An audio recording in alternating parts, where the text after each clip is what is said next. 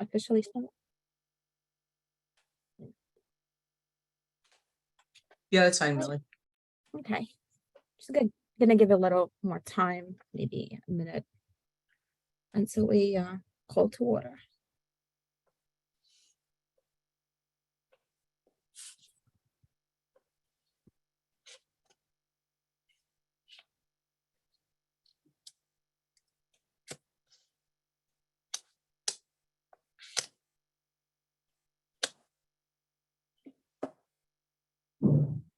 Looks like everybody's here except for Commissioner Zelaya.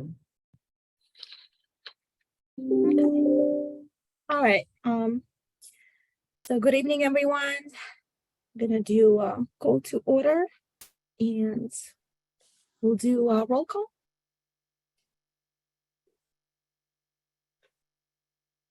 Chairperson Mardahay. Here. Vice Chair Bond. Present. Thank you. Commissioner Boldenwick. Sure. Thank you. Commissioner Bowen. Here. Thank you. Commissioner Dinatali. Here. Thank you. Commissioner Foley. Here. Thank you. Commissioner Luster. Commissioner Luster. Commissioner Maharaj.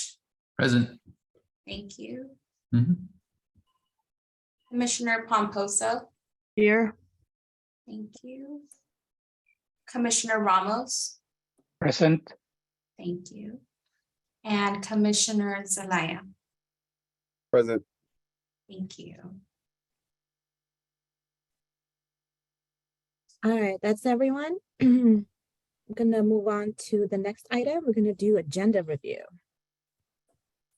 So through the chair, so our staff is recommending, we have two things to note. The first is a recommendation to move item 7.2, the Lyndonville specific plan, behind the item 6.1, the public art master plan. So it would be the second presentation. And then we also just want to make note that item 9A and 9B should actually be items 10A and 10, or under items from staff. So it should be moved to 10, just a typo there on that second, from that page 1 to page 2. So the San Francisco Opera and calendar events would fall under items from staff and not items from commission. Okay, noted. Any objections to that? To the agenda review? Okay, thank you, Erin. We're gonna move on to approval of minutes, November 17th. I think that was the last time we convened.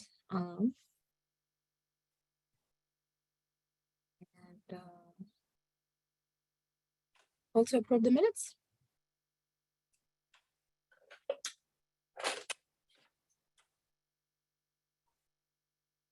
If no objections, we're gonna approve them, or anybody wants to revise them or add something to them.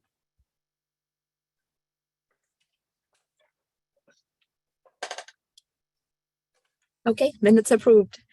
So moving on to citizen participation. We have a few people. If anybody here participating, you could use I think there's a chat option. I could raise your hand. Yeah, Chair Mardahay, just so I can mention, if you want to raise your hand, if you want to, if there are members from the public here, and if you'd like to speak, you may raise your hand and do so. If you want to speak specific to an item on the agenda, we ask that you wait until that item is up on the agenda. Thank you, Erin. And we're gonna move on to the unfinished business portion. We'll start with public art master plan. And I'll give it up to Erin. Thank you. So yeah, I'll kick us off very briefly. We're joined tonight by our consultant team from Art Builds Community. So as this commission knows, we have embarked on our public art master plan, and we have moved quickly here through our 2 phases, our first 2 phases.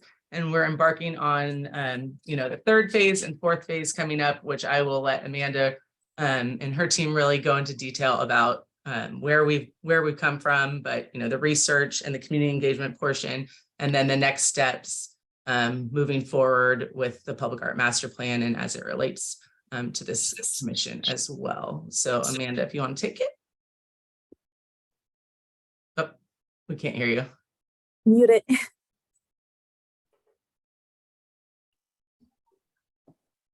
you hear me now? Yes. Okay, great. Great, thank you. So I'm going to go ahead and share my screen. We'll just get started. And then I have my two colleagues here, Gail Goldman and Barbara Goldstein, and they will also be speaking. So let me just pull that up. Okay. Let's see. Sorry, let me just share, and then it's going to go to make it big. Sorry. And we want, I just had it in right down here. That's what I want. Great. Okay. Thank you for having us join your Cultural Arts Commission meeting this evening. We have met, I believe, all of you. If not in person, then definitely online. Again, my name is Amanda Rawson. I work with Art Builds Community. I'm here with my colleagues, Barbara Goldstein, who also was our founder of Art Builds Community, and Gil Goldman, Goldman Associates. And we have another colleague, Quinn Minuin, who a lot of you have met, who is not able to join us this evening, but who will be a part of further conversations. So we just have about 7 slides to share with you. So we'll go through rather quickly so we have opportunity to discuss in the end. So as you know, I'm going to give you a quick breakdown of what we've been doing. This is the first public art master plan for the city of South San Francisco that's really going to align with the city's general plan update. Part of the development of this plan is really to provide goals and policies, as well as objectives that will guide the and enhance the public art that will be coming into South San Francisco, as well as the cultural arts programs. We also were tasked to think about the potential creation of an arts district. So that was a lot of part of conversations we had, not only with our focus groups and one-on-one interviews, but as well as with the community residents.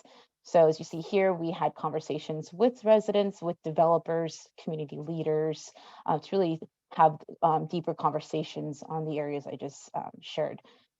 Additionally, we have had an immense amount of community engagement. A lot of you have been able to be a part of that community engagement. We appreciate seeing your faces at those in-person events and online. We had really fun interactive art engagement activities when we were gathering data from the community members. So lastly, of course, we're going to be creating this plan. It's going to include a vision, mission statement, objectives, guiding principles, and recommendations, which we'll speak more on in the next few slides. So quickly, we've shared this with you in other presentations, but I think the part we haven't shared quite yet is the survey, the online and in-person survey. We received 192 responses. We realized that 159 were South San Francisco residents, which was really great. And the reason why we put here age range between 18 and 65 years old is because we did not see a really big difference between certain ages. You really had you really have a great community that wants to respond to surveys, especially with this particular project. So the age range was in 10-year portions, and the numbers weren't significant. It wasn't necessarily an older crowd that responded a lot more than a younger crowd. It really kind of stayed about the same on a graph. So I just thought that was really important to share.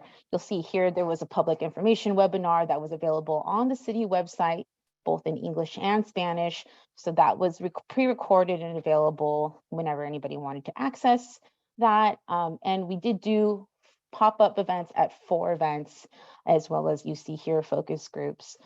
We have an image here on the bottom right that we did in person at the municipal building, and that was really a great opportunity to meet the local artists. So The next slide, this is the beginning of 3 slides, and these are really the big ones.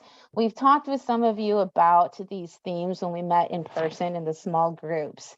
But here, just quickly before we go into them a little deeper, they are not numbered in any particular order. So when you look at them, please do not consider number five on purpose. It's a reference point so that when you go back, you can say, I have a question about the one you have numbered as number 4 or so forth and so forth. So just want to preface with that. We have put these themes in 4 different categories, and the first one we have here is to promote engagement. This is the longest list of themes, sub-themes in a category that you'll see. So here we're thinking about engaging, how can community members be more engaged with the public art, cultural arts programs within the city, thinking about what type of commission of artwork will happen for the city, and as well as thinking about celebrations and festivals that represent the community members.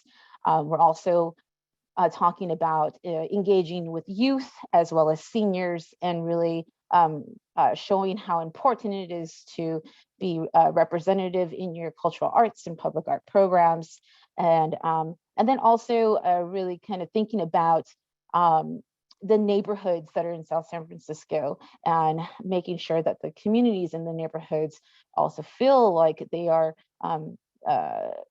able to engage with opportunities as well. So I'm not going to read them each one of them out loud, but I'll give you a moment to take a look at this, and then we'll have Barbara speak on the next slide. So, okay.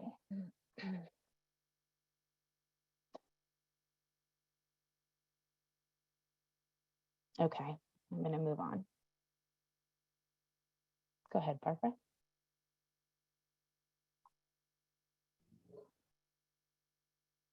You're I muted. think you're muted, Barbara, yeah. That was a good chance for me to rehearse. So we did hear a lot of consistent things about locations. And I'd have to say that part of it has to do with the fact that you're really dealing with 2 separate communities. You're dealing with the community that lives in South San Francisco and enjoys it as residents, as well as the community that is developed or is being developed in connection with the business district. And we're trying to look at the idea of bringing those 2 together because of what we're hearing. So that commissioning art in residential areas is a theme that came up quite a lot. And it's important because it is something that does make people feel safer. It makes them feel included. And there are a lot of opportunities to develop community-based art in residential areas. The other thing is about commissioning art in places where there's vehicular and pedestrian activity. It's about exploring and placemaking, and it's about the idea that, say, people that are visiting South San Francisco that are staying in hotels have some place for them to go as well, because they understand that there's an interesting downtown and there are things to do in South San Francisco beyond staying in the hotel and working in the business district. And then this also speaks the same issues is around commissioning iconic artwork in key locations, so that people know that they're in South San Francisco and they have some sort of visual symbols that help them to understand the city better, whether they're visitors or whether they're residents. So the other thing has to do with supporting artists. We had a couple of artists focus groups. There are artists living and working in South San Francisco in a variety of media, and they want places where they can work, where they can get technical support and the resources that they need. They also have a lot to contribute. So making them more visible is a way for them to contribute. The other thing is that they want places where they can make their work, they can get together, they can exhibit, they can perform, not just for the community at large, but for each other, because having a place where artists can get together builds a stronger arts community. Next slide, please. Gail, you're on. I'm on. It's really key to all of us, and that's the Arts Commission as well, that we develop recommendations that will lead to your success. And we want to make sure that you're able to have the resources at hand, to be able to implement the recommendations that are being made.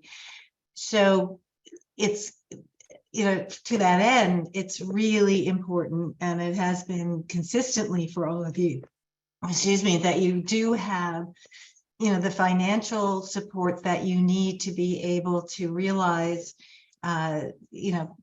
your own vision, as well as the projects that will be recommended in the plan. We want to make sure that, the ordinances and policies also support your ability to integrate art in municipal projects, not only private development projects, but also the city's capital improvement projects. We want to make sure that there is essentially a toolkit that provides all the kind of guidelines and step-by-step processes and criteria for everything from selecting a location for art to choosing artists, and also the whole review process and implementation process. It's also, of course, in order to realize any of the recommendations, and this is true across the board, whether we're talking about public art or any new initiative, is that you have the professional staff that you need, and that you find a way, whether it's immediate or short term, to develop the kind of staff support that is needed, and the professional staff staff expertise. Maintaining the art collection is essential to your reputation, actually, as well as to the well-being and of the artwork itself, so that it can be perpetuated and enjoyed over whatever lifetime is appropriate for it. And certainly South San Francisco is in an incredible and enviable position with all of the biotech industry that is there, so that not only those corporations, but also the nonprofits and other public and private institutions, to be able to partner with them and take advantage of what may be part of their corporate social responsibility, and having them contribute, whether it's money or in kind, to be able to, again, help sustain the city's public art program. Great, thanks, Gail. This is our last slide. So next steps for 2023. You see here that we will be developing recommendations from the themes that we just shared with you. So the themes were created and presented to staff and the subcommittee in December. So we have had the time to start putting together our thoughts around the recommendations, and we'll be sharing that at the end of February.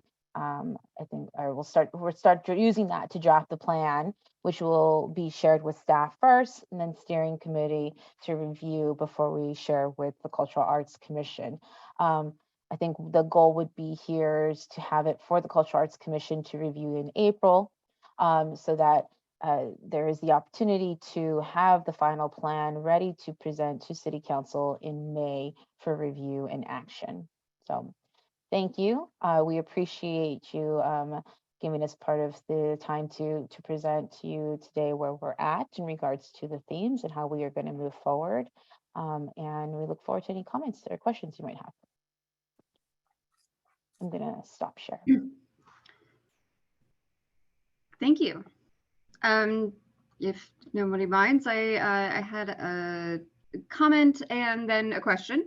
So really appreciate you pulling this together, and there's a lot of thought behind this, and I know a lot of like research and working with the community, and some really great themes. So take this in the spirit of, I recognize there's a lot here.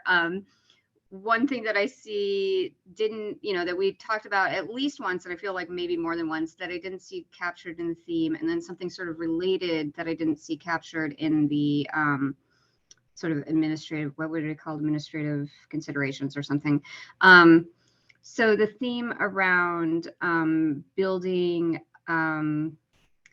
basically economic equity, for lack of a better way to put it, and by that I mean more like definitely like value in South San Francisco through art. So there are economic drivers for having art in the community, and perhaps that's a little difficult to capture. I know that when we talked about it, we came up with some wording around that, and I'm probably not quite saying it right now, but I didn't really, I saw some of the themes that are related to that show up, but I didn't really see that as standing out.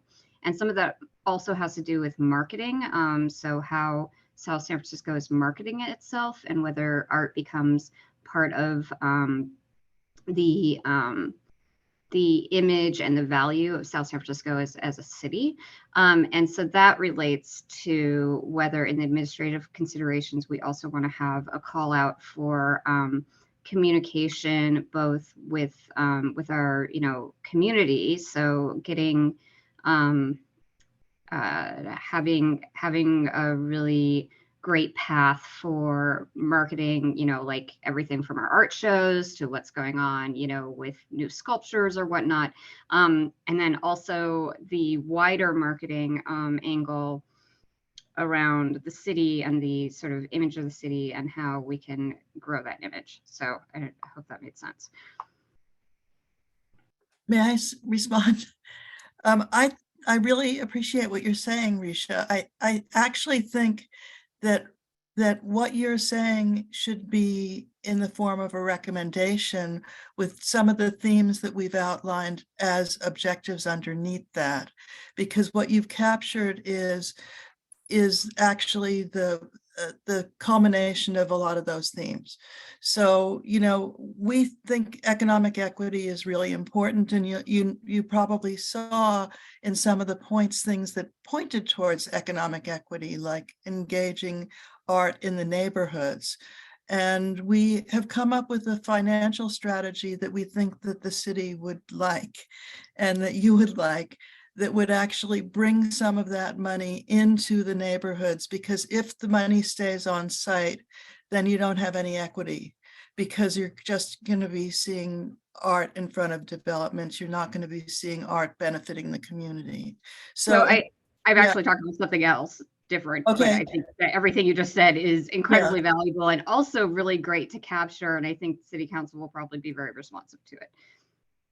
Yeah, and I mean, marketing, yes, actually that should be, again, more of a recommendation under all the other things that have to do with outreach to the community, continuing outreach to the community and beyond, I'd say. So that's very valuable. Thank you. Right.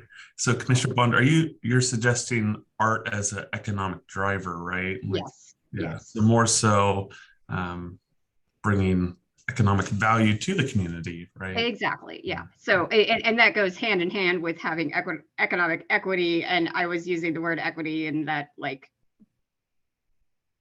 sense of ownership versus, but it's both concepts are very important. And yes, what I was specifically talking about is driving value for the city, and that having explicit recommendation around marketing capabilities would be hand in hand with that. So economic impact. of, Thank you. uh, That's the word I was okay. looking for. Yes. Thank you. Thank Yeah, I you. would love to see our city to be the Paris of 1920s and attract the talent. Yeah, I totally appreciate that thought. You But need no, the long-term goals. Yeah. possibilities are limitless here. I have a question and a story after this topic has been covered. So whenever is the appropriate time to bring it up. I think you should go for it, Zubin. Yeah. Okay, go for it. I hear silence, so I'll bring it up. Question is, Gail, on your slide that you talked about, first of all, I'm very appreciative of all this efforts, all the dialogue that's been had. On your slide, great points. It's still very high level. When do you get into the specifics? And is there a meeting, kind of coming to Risha's point as well? And I think that kind of came up in our session, maybe it's come up in other sessions, because I'd love to be part of those 7 or 8 points you talked about. What's going to be broken down incrementally and actually going to happen? Is that before is there a meeting that will come up where we will see some of that, not at right before it goes to city council, but before then? Because I'd love to hear those incremental steps, because I'd love to be involved in it, because I actually have a story that I think could be really helpful in this as well, which is kind of my second point. But let me start with my question. Is there going to be another meeting where we talk more incrementally what those steps are on those 7 high level points you brought up? I want to hear the story. Okay.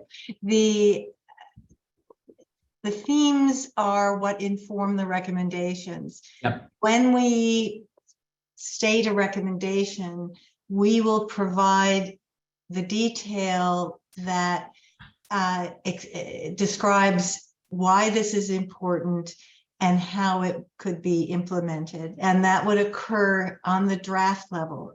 So the city council will not see anything till the draft has been vetted and updated and becomes the final document. Absolutely. So there will be plenty of opportunity for that information to be discussed. So will we as the commission be part of helping create that draft level, or is Art Builds creating the draft and then we comment on it? Like, where's our interaction in that? At this point, it's as you comment, when you comment on it. So we would develop the draft. If there are specific areas that the staff feels would be beneficial to have more interaction, we'll defer to them to make that particular section available. But please tell us your story, and maybe it'll help us get a little more insight into what what I'm thinking. Yeah, what you're thinking, right? On my wavelength. Yeah. So more incremental, like where I can, and I won't take too long on this. I'll just be like 2 minutes. So I brought up in my session with everyone on strategic vision. So my 9-year-old son has been doing virtual school for the last 2.5 years. And where we live, we're on Miller, close to Chestnut, as you're heading towards from airport to Chestnut. So my wife, my son, and I, during lunch, he gets an 1.5 hour lunch. So we generally go for a 1.5 mile, 2 mile walk around our area. And so we noticed right near All Souls Church on Grand, there is the Eichenroder House. And he noticed this probably about 2 months ago. And it's a monument. And we found out there's a Grand Avenue walk. And he noticed Eichenroder House right near All Souls is monument number 4. And there's a plaque and it talks about the house. Now my son is 9 years old. This house is 120 years old. So I'm telling this story and so he saw this and he started reading it. He got really interested. We actually walked down Spruce and we found right where that dental care building is, right near Financiero Apoyo, is monument number 5, which was the first hospital in South San Francisco. So anyway, I was telling the story. My son's getting all jazzed up. So this last week, actually earlier this week, we went for a walk and he said, Mom, Dad, let's try to find all the monuments on Grand Avenue. So we're like, okay, so we've seen number 4, 5, and 6 is the Plummeyer Schwartz house, which is right on Grand after Spruce. So we walked down, we're on Grand, and he found number 3 is the South San Francisco Women's Center, number 2 is the Grand Library, and number 1 is City Hall. He found all of that. And so what he ended up doing is he asked me to take pictures and he showed it to his class. So he took my phone and he's showing all the monuments. And these are kids, there's about 25 kids that are all on the West Coast and around the world. And he's talking about all these monuments and he's actually reading some of the plaques. And he said, we did this whole walk. So the teacher was so impressed. Every kid now in his class is going to go do monuments around their town and talk about it. And I just thought that is friggin' amazing, right? So where I'm getting at, the reason coming back to my question on where we can incrementally, that is very low cost and it's hitting the youth who are much more tech savvy than all of us combined here on this call, right? So where I'm getting at, just for that initial, like, that's something that I would champion in the kind of this area. Again, that's why I'm asking about the draft, like where I'd like to be involved in some of that, because I could just see us going to the public schools in South San Francisco, doing something like this when we're talking about commissioning new artists to do some of this, 4 or 5 different places, where we like a 5-minute reel, like a video reel of like, here's the art, here's what I'm doing, of people who are like their age. I don't know, I'm kind of speaking randomly and abstractly, but that's kind of the incremental thing that I'm talking about. It's very low cost. So that's where I wanted to see where the recommendations are and how more into the weeds that we can go to grow the garden from the weeds in that sense. So anyway, I'm just bringing that story for what it's worth. But I thought it was seeing in my own life and just seeing my son excited about all these amazing places. I could totally see that relate over here on some level. Well, the story that you told us when we met, that really inspired some of the and helped us to hone some of those themes. What you don't want to do in a plan is to say what very, very specific about the projects, because you don't want to inhibit your future commissioners. What you want to be able to, so we refer to things like, making neighborhoods walkable and talking about cultural history. And then as commissioners, you're going to be able to do lots of things like that. And that sounds like a fabulous project. Sure. No, and that totally makes sense what you're saying about keeping the language open, keeping the ideas open as well for more finance and ideas and so on to blossom for future commissions as well in that sense. So that's, again, learning on as we go along on this. So this is very helpful. And one of the things in terms of empowering the commission to do what it's intended to do is that part of the plan will include, creating an annual public art program plan. And in that, you would reflect on what has been accomplished the previous year. And this would be for city council, because what you wanted, and then you will identify the projects that you would like to implement with the dollar amount, associated with it. And then you will also take a look at ideas you may have for the next year or next couple of years, so that is when you will be able to really develop the kind of specific projects that meet very clearly the themes that and the recommendations that have evolved, because things change over time, and as Barbara said, we don't want you impeded by in any way. We want you enabled. Sure, fair enough. Thanks for sharing all that. Appreciate it. I just wanted to say that I love the good story, and what an inspiring thing. I've been meant to do this, what you sounded, for a long time. So kudos, you just became an influencer. Thank you. But that was great. Thank you so much. Yeah, absolutely. Do we have any more comments on the meantime, project? I'll just jump in and add, Zubin, that there is a brochure at the library that you can get. You could probably download it as well, and it has all of those historical walk. I know it's not connected to art right now, but in the meantime, if anyone is interested, I wanted to make sure that everybody knows that that is available. And as the chair of the steering committee, Zubin, now that you're on this the strategic vision subcommittee as of December, you'll also be in that first view of that draft, as well as, you know, then following the commission as a whole, we'll get that. But yeah, rest assured, we still are in the conversation, and everyone with Art Builds community so far, you're doing an amazing job. I'm very grateful for that. So thank you. It looks Thanks good. for saying that, Michael. I kind of remember you saying Zubin was going to be part of that strategic planning committee. So yeah, that would be the line, you know, it'd be staff and then the committee and then the Cultural Arts Commission. So Thanks, Mike. And where I just want to get to everyone is the organicness of this. I don't even think that's a word, but anyway, the organic nature of this, where this popped up in that mind. So again, I get the open, broad language on the recommendations for people to think who are motivated to want to do ideas on this as well. So that's more where I want to bring from the story. But thanks, Mike. Appreciate it. Yeah, and I just would like to thank you guys for the presentation. Definitely, I'm personally looking forward to seeing the draft eventually, and can't wait to see what you come up with. All right, so no more comments on this. We're gonna move on to the next agenda. We're gonna do cultural arts funding review. Chair Marta, hey, actually, this is where we want to bump up. Oh, that's right. The Lindenville specific plan So, update. sorry, I'm so sorry. Yes, Lindenville specific plan. Yes, we did move it. I'm sorry. Yes, go ahead. And I'll take this one. I'm Billy Gross. I'm a principal planner with the planning division for the city of South San Francisco. It's great to be in front of all of you this evening.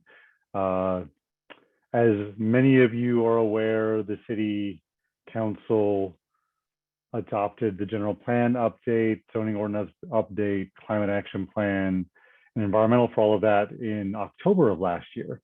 And so we're moving forward with implementation of the specific items.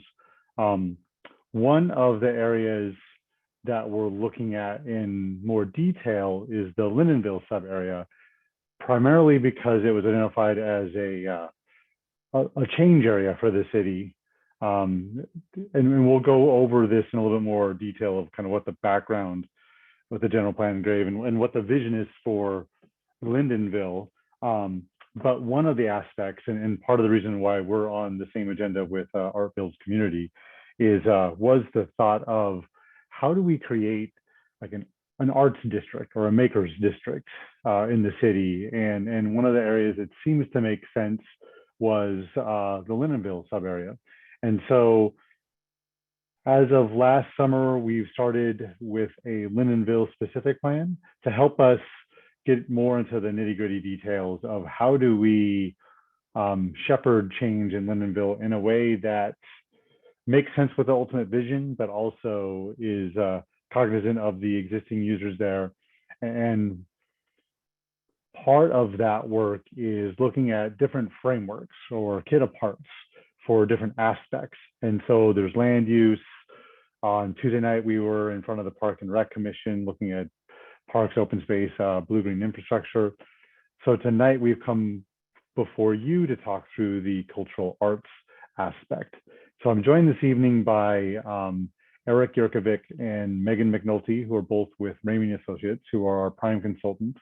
They were also the prime consultant on the general plan updates, as well as Dave Javid with Plan to Place, who helps lead our community engagement portion. So I'm going to turn it over to Eric now, and he will lead you guys through a presentation and discussion. Great, thanks, Billy. And thank you so much for having us here this evening. It is really exciting to be here and to follow the presentation by Art Builds community, because when I listen to the discussion and I think about the themes that they went through, those high-level themes, there are lots of different ways that those themes can be integrated and trickle down through the implementation of the specific plan itself. Whether it's in terms of bridging the past and the present, we're going to talk about the history of Lindenville today, what was there before, what's there now, whether it's the location for maker spaces or for other locations within Lindenville to support artists and makers and creatives in the city, it really provides this unique opportunity to kind of follow that presentation. And as we go through our presentation, it'll be about 15 minutes or 20 minutes or so.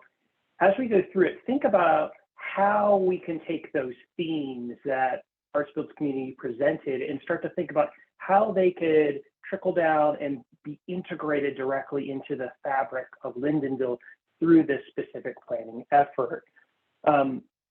Again, my name is Eric Yerkovich. I'm a principal at Ramey and Associates. I'm going to turn my slides on, and it's going to give me just a quick second to do that. So bear with me just a second as I do that.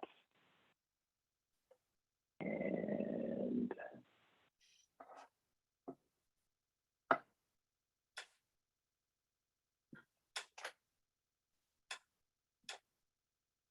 always takes me longer to do this than I think it's going to take. There we go. And so Megan, who will introduce herself in just a moment, she and I are going to step through a short presentation about the specific plan. We're going to highlight some of the existing conditions work or what's on the ground now. We're going to talk a little bit about the vision for the area because it does talk about arts in creative spaces in the area. And then we're going to open up for a discussion with you about that toolkit, primarily for arts and makers in Lyndonville. Our presentation will be pretty quick, so we can reserve some time for you all to give us your initial feedback on some of those concepts. So first of all, so what is a specific plan? The Lyndonville specific plan is really a planning and zoning tool for the city. It takes that community vision that was defined during the general plan process and begins to articulate the detailed policies, implementation programs from the city, and then development standards for projects to implement that vision for the area.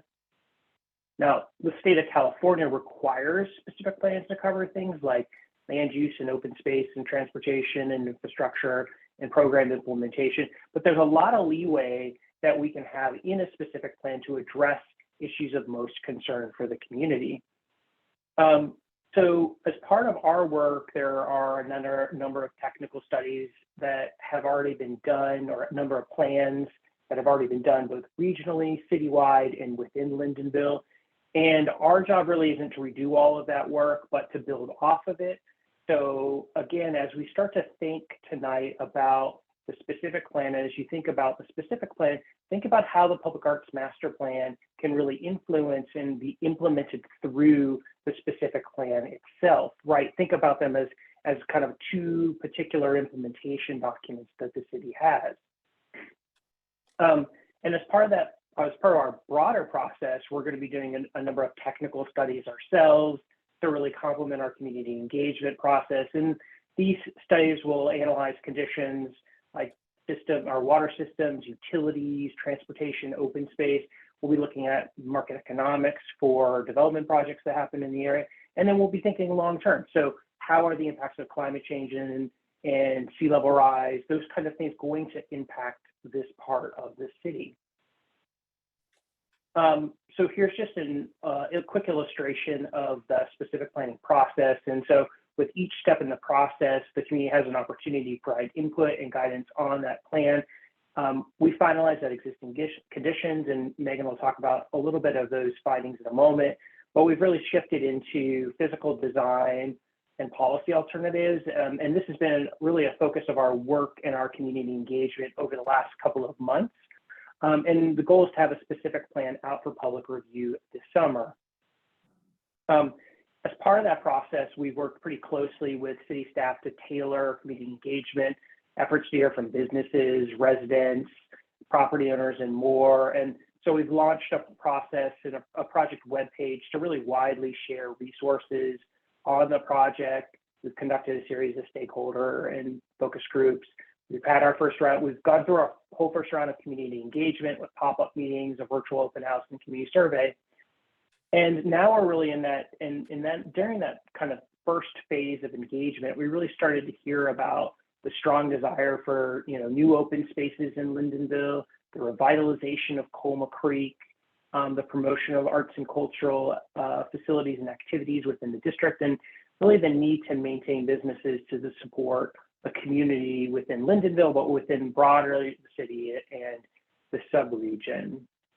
As I mentioned, we are in this process now where or Billy mentioned this earlier, that we're going through a series of ongoing engagement activities on a kind of kit of parts and some draft alternative examples. And we've been mixing both in-person and virtual meetings together. You're welcome to join any upcoming meetings, and please encourage others to participate overall in this process. And so with that background on the project, I'll hand it over to Megan, who's going to talk to you a little bit about those existing conditions, that vision that was established for Lyndonville in the general plan, and then that kit of parts and those ideas for arts and makerspaces. Megan? Yeah, thanks, Eric. So I'm going to start by talking about some of the foundational info that fed into developing the alternatives and the toolkits, starting with existing conditions. And to start, I'll cover a very quick historical snapshot of Lyndonville, because we need to understand the past of the area in order to understand how we got to Lyndonville today, but also where we're going from here. So originally, Lyndonville was inhabited by an indigenous population, but later in the 1800s, it was settled for cattle grazing and for dairy operations. Later in the century, the settlers started developing a town. So at one point there were residences in Lyndonville. Currently there aren't any. And then by the early 20th century, you see the arrival of industrial uses that South San Francisco has historically been known for. So these residential and industrial uses, they coincided together for most of the 20th century, but by the 1950s, the residential uses went away, but you still see all the industrial uses and that industrial legacy in the area today. And this is very evident if you look at this existing land use figure. So essentially this shows how land is being used on the ground in Lyndonville today. And I'll add too that the planning area we're looking at, shown in the map here, it's roughly south of Railroad Avenue. It is west of US 101. It's kind of bounded on the south by the Centennial Way Trail. And then on the west side, it's bound by South Spruce Avenue. So again, the very industrial part of the city. You can see that almost 80%, actually more than 80% of land is used for industrial uses still. Currently, there is no residential, but you do see some residential projects going in under development in the northern part of Lyndonville. And then, as I'll talk about in a second, the general plan envisions residential coming back into the area in the mixed use format. You are starting to see some research and development emerge in Lyndonville as well. Currently, as shown on this map, there's very few. That's kind of shown in this burgundy color. But there's a big development project, a South Line in the southern part of the area that will add more of those uses. Another thing to note here, very little green space, I think like 1% of land area. So there's not much in the way of everyday needs for residents. So things like parks, common greens, recreational uses that can support residents and employees. Next slide. This slide just more closely illustrates the challenges we're thinking about in this in association with access to parks and green spaces. So this shows a lack of permeable surfaces. There's a lot of land that's covered in pavement. You don't really have street trees. You don't have any city parks. Colma Creek runs through the northern part of the planning area, but it's not really a place for active recreation. So something we're thinking about too is how can we incorporate more open space and green space, and also places for people to gather and engage in cultural activities in Lyndonville. Next slide. We also have a lot of environmental challenges to think about as Lyndonville grows and other uses such as residential come in. So some things we have to think about include sea level rise. This is what this map illustrates here. Ground contamination due to a history of industrial uses, as well as thinking about the compatibility between residential uses and industrial uses. So again, how do we plan how do we plan for the future when thinking about all of these challenges? And that's a huge topic we're taking on in this planning process, but we'll come up with some innovative solutions to plan for those. Next slide. So that's a very, very high level look at the existing conditions in Lyndonville. We have a full report on our project website if you want to learn a little bit more. And of course, feel free to ask us any questions. But very quickly now, I'm going to summarize the direction of the current general plan and what it says about Lyndonville and also the arts. So the toolkit and the alternatives I shared with you, they're informed in part by the findings I just shared with you, but also community engagement and the direction described in the general plan. So the general plan, just for a quick background, we worked on it for over a 3-year period. We worked with the community decision makers, and what we did was define a long range vision, land use strategy, and some guiding policies for Lyndonville. The general plan has a vision for Lyndonville, and it becomes an umbrella from which we start building our specific plan. And as Eric alluded to earlier, you'll notice that it specifically does call out creativity, specifically the creative economy in Lyndonville. So that's inherent in the vision for the area. So I'll read that for you right now. Lyndonville is a vibrant and inclusive neighborhood that supports good jobs and facilitates the creative economy. It preserves space for production, distribution, and repair jobs, while also allowing for industrial transformation and improvements. So it seeks to preserve those industrial uses, but also allow room for more uses to come in. And then along with this vision, the general plan establishes a land use map, and the land use map guides land use policy, what types of uses can go in Lyndonville, at what densities they can be developed at, et cetera. So what this map here shows, it retains a large portion of Lyndonville for industrial uses, services, transportation uses. Those are all shown in gray on this figure. What's new though is under the general plan, you'll see a lot of purple on this map, and that represents mixed use. So what the general plan does is it extends some of the urban fabric from downtown south into Lyndonville, specifically along Colma Creek and South Spruce Avenue. And the vision here is to create new mixed-use neighborhoods and imagine South Spruce as a complete mixed-use street. The general plan also has a big ambitions for Colma Creek under the general plan. It's transformed into a walkable, bikeable corridor, and it also provides a lot of other functions like protecting against sea level rise, enhancing biodiversity, and also providing new recreational and amenity spaces for residents. Next slide. This slide here points out that the general plan also speaks to advancing arts and creativity throughout the entire city, but also Lyndonville. So here are some of the big direction from the general plan as related to arts and creativity. And working under this framework, we're going to pull in and think about these recommendations and think about how to implement some of this policy direction in Lyndonville. So the general plan, in terms of cultural and historic resources, it aims to preserve cultural and historic resources and encourage education surrounding these uses.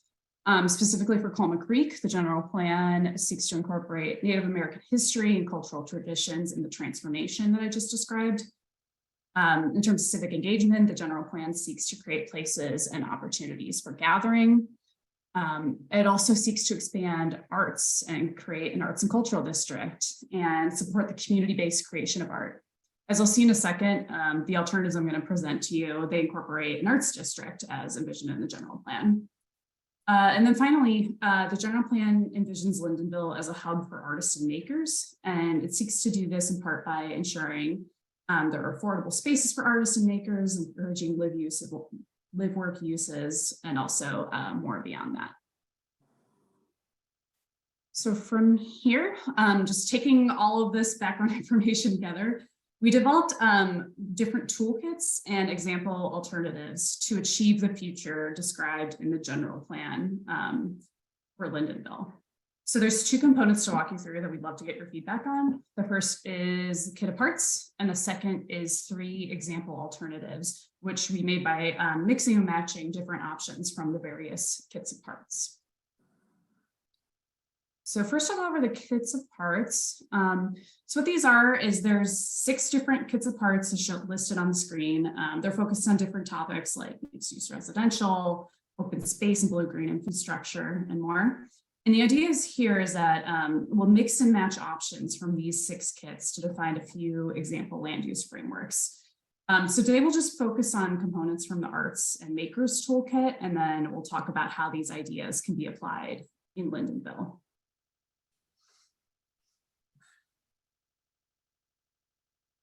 So here is the Arts and Makers Toolkit for your review. And then the idea here is to apply these components from this kit of parts district-wide to enhance arts and cultural identity. Lyndonville currently mostly has an industrial identity. So the idea is to kind of keep this industrial character intact, but also create a sort of funkiness of the arts and creative uses, and also make it an attractive place for artists and creatives. So there's 2 items in this toolkit shown here. And the first is arts and maker spaces. So studios, galleries, workspaces, et cetera, for artists and makers. And these can be located throughout Lyndonville and encouraged by the city via incentives and development regulations. The second item we have here is public art that can be displayed throughout the district and enhance Lyndonville's identity. Also of note, there's in the mixed use toolkit, we have a live work building type that complements these uses and can be used by artists and creatives.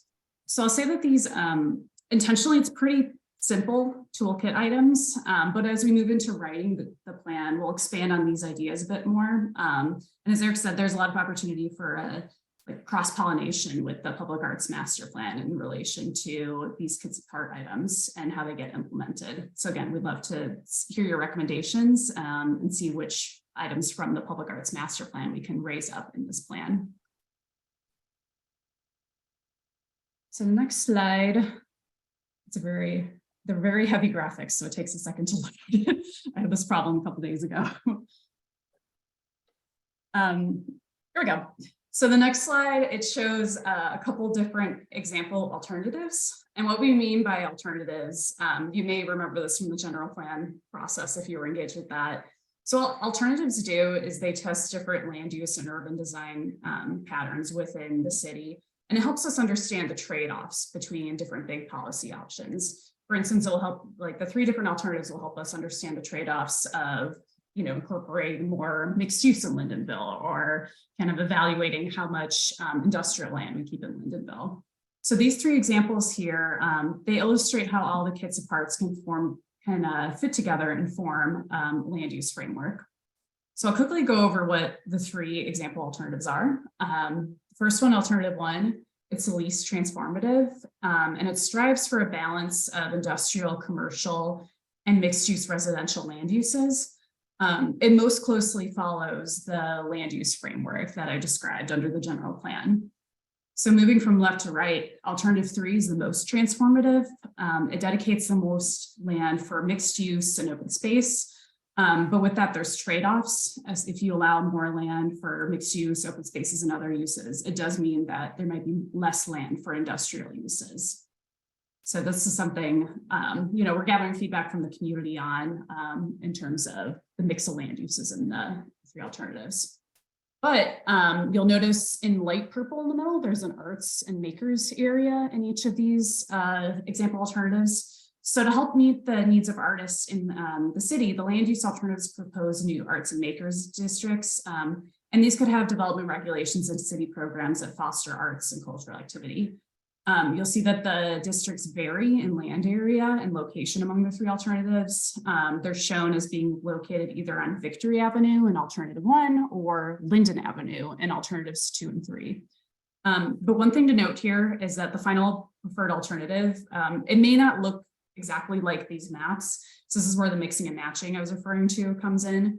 So for instance, it's possible to choose alternative 1, but maybe we hear from the community that people support an arts district on Lyndonville rather than Victory.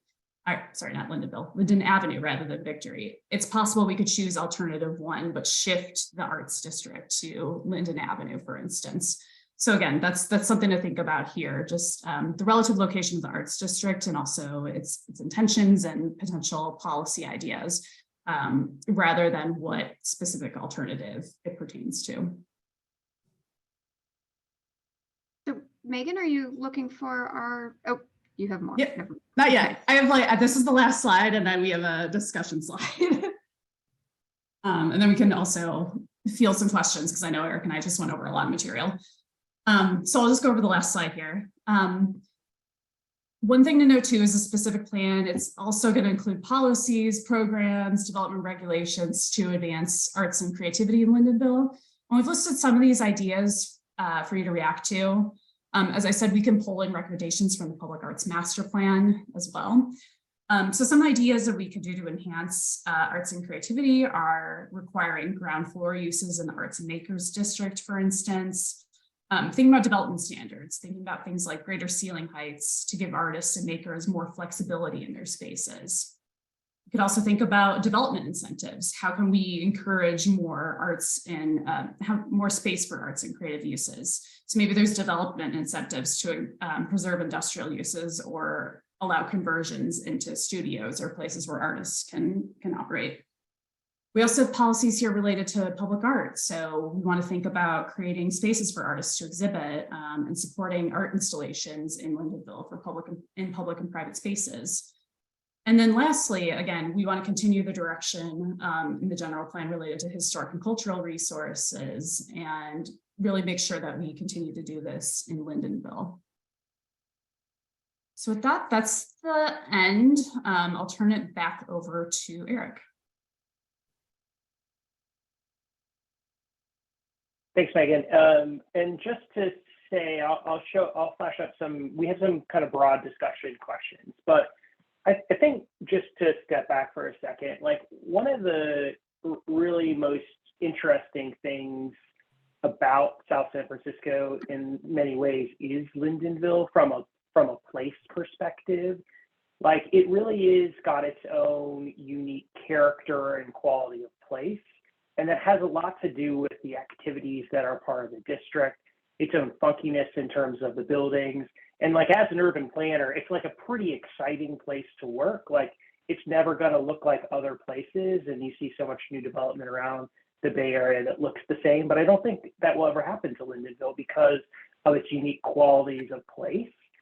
And so arts and creatives can really make a big difference in maintaining that unique quality of place that makes Lyndonville unique and special, and ultimately what makes the city of South San Francisco unique and special from other cities across the region. And so we really want to figure out the best ways to amplify and help the city kind of guide the transition of parts of Lyndonville to really support artists and makers, to support public art within the district. And you know, we went through a long presentation and Megan talked about that. She did all the hard work in the presentation and talked about the toolkit and the alternatives.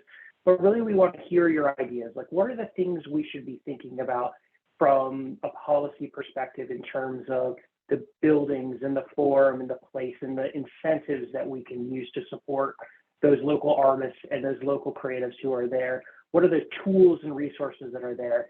And if you have ideas about the idea of an overlay district in the area to really focus and harness the creative economy within the city, let us know that as well. That's that kind of arts and makers overlay areas. Really, how can we best serve those businesses and individuals who are doing that work in the city? And happy to take any other ideas that you have. And just one last slide for folks who are interested. Oops, I went too far. For more information on our project website is at shapessf.com plans-Lyndonville. You can learn more. We have a survey that people are taking now on the toolkit and on those alternatives. So we encourage you or others to take that survey. There's an upcoming events page as well. And if you have other ideas, please feel free to follow up with us or other city staff. But just again, thank you so much for having us here this evening. We know you all have a busy agenda and we appreciate any time and thoughts you have on the presentation or other ideas we didn't even broach this evening. So thanks again for having us here tonight.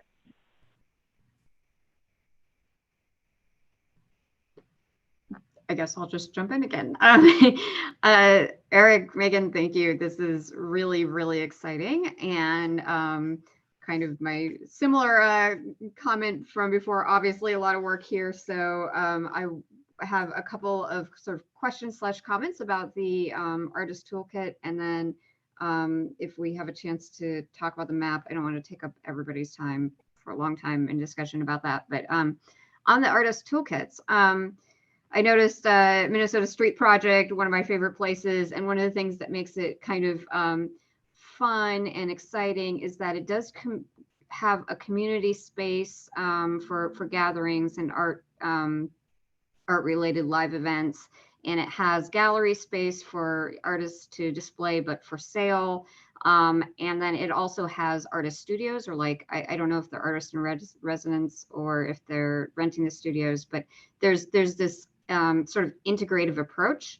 And so my personal thought is that I would love to have a similar integrated approach in that artist maker space, that it's not, here's a gallery and then very, very separately, here are some, you know, kind of off and alone type artist studios, and then, you know, and then a community space. Like if it's all sort of integrated together, to the extent that like safety and privacy and all that kind of stuff feels comfortable. But like, I think that really gives a sense of like activity and vibrancy.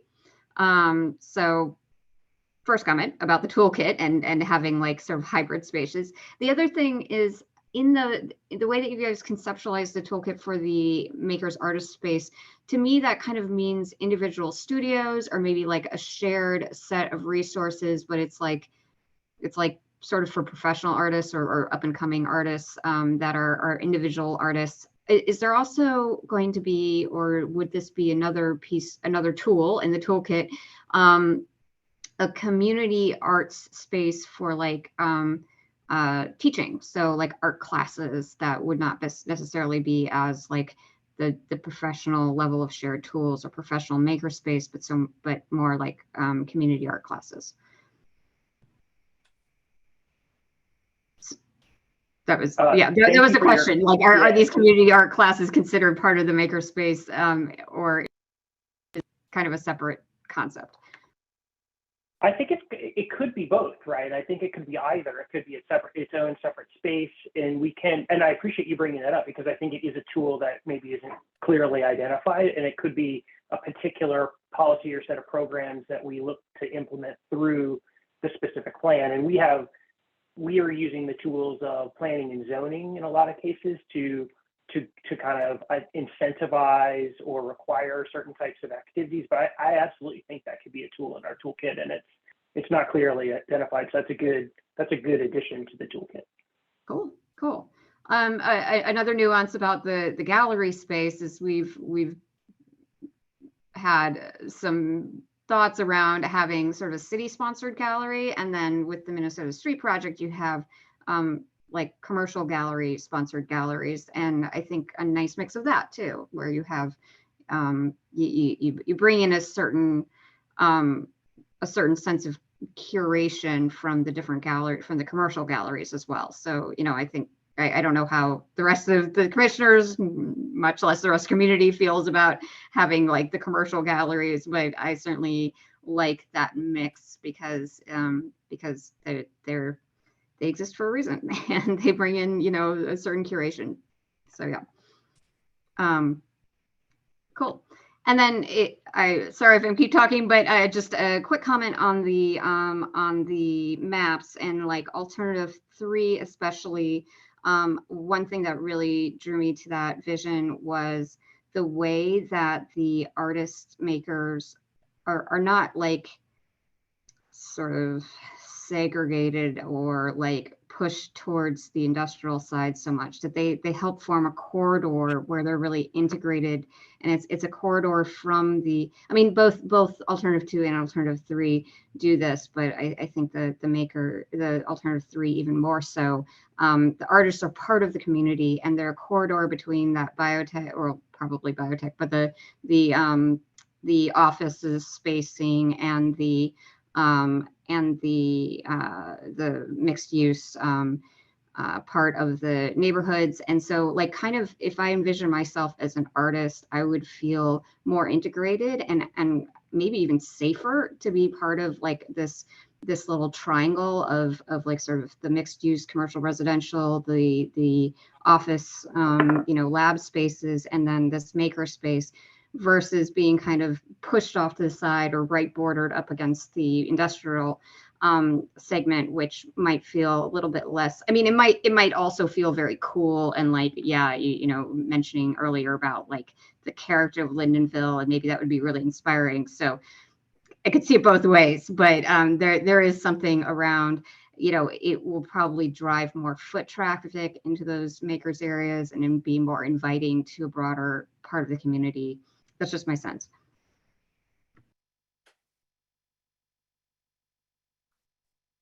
Yeah, if I may also, oh, sorry, go ahead, Mike. Oh, okay. I have a lot to say, but I agree with much of and support much of what Risha just said. Wanted to add on to her point of the creative instruction, specifically I would like to see specifically an area for creative instruction that the city isn't currently equipped to support with their library, park, and rec facilities. So the more industrial arts instruction, the more hands-on, dirty type that may not be supported in an indoor facility like what we have here in the city. I had a question. Do the policy considerations that you shared apply to all of the land uses, or do those only apply to the arts and makers space designated? I think the answer is it could be either or.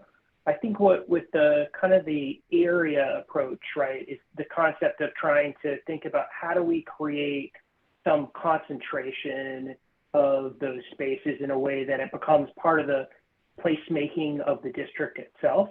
And so to kind of think about how we can concentrate those uses together, right? Not to say that they couldn't happen across the district in different places and that we couldn't use some of those same strategies in other places, right? So if we're revitalizing Colma Creek, we absolutely would want to think about public art in Colma Creek, right? In those open spaces, in those active transportation corridors. So I think there's a little bit of like, let's think about how we concentrate some of those places together, and then also then what ones can be applied in different parts of the district itself. So I think it's both, I think, to your answer. Okay. I think that'll be important with the business tech park, even the mixed use residential, just to have those included in the policies for development there. That will help the integration, as Risha kind of expressed, having, so that it's not just this isolated experience that people have when they're there. I wanted to share, and I don't know how familiar anyone on this call is with an area of Santa Barbara called the Funk Zone. And historically, and actually I'm going to share a link with Angela so that she can get that to you. But the Funk Zone is exactly that. It was their industrial area, and they have a mixed use retail, lodging, food, arts and culture. They have housing there. And I think when I hear of a cultural arts district, to me, this is the epitome of that. This would be amazing. It has that walkability. It has the widened pathways. It doesn't have as much green space as I would like to see for ours, which I think I'm hoping to see in Alternative 3.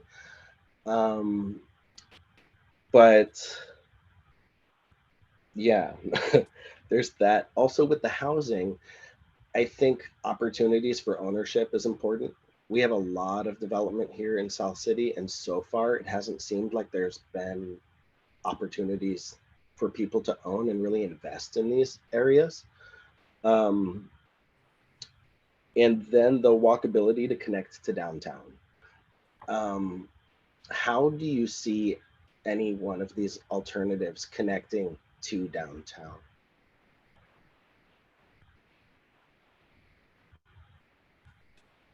So I can talk about it more from an active mobility perspective. I don't know if others want to talk about it from an arts or like an arts and historic perspective. I think you all probably know that perspective better than us. But the city recently adopted an active transportation plan for the whole city.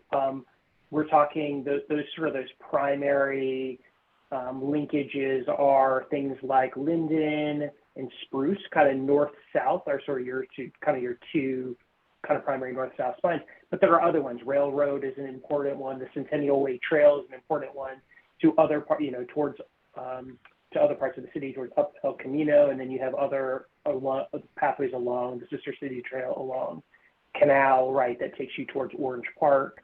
So there's a lot of different active mobility ways that are being kind of envisioned and then integrated into the vision of the specific plan itself. And so our job is then to take those lines on a map and actually say, okay, well, this is what that looks like, and this is the kind of what your right of way would look like in the specific design standards that you're going to build or rebuild some of these streets to, right, to actually implement that kind of line on a map, so to speak. That's what I know from an active mobility perspective, but it's probably also connections through arts and history too that can be amplified through the plan as well. Awesome. And yeah, I think that goes back to just making sure that those policies include those larger ceiling spaces and those placemaking opportunities to help establish that connection between this neighborhood and downtown, to help encourage even tourism, travel and tourism. And I think when I met you at one of the things I may have mentioned, liking to see a hotel there. I mean, I think if we create this vibrant community, people are going to want to experience it. People will have more of a reason to stay here than in San Francisco. People will want to stay at an artsy boutique hotel in this district that is still close enough to their work meeting across the freeway, but improves their experience, and that just adds to that economic development and viability of this area on the larger scale.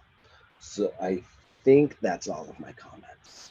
I was just going to make a quick note to plug. We're also going to be going to the Bicycle and Pedestrian Advisory Committee at their meeting on February 1st to talk about the mobility portion of it and kind of to talk about that connectivity.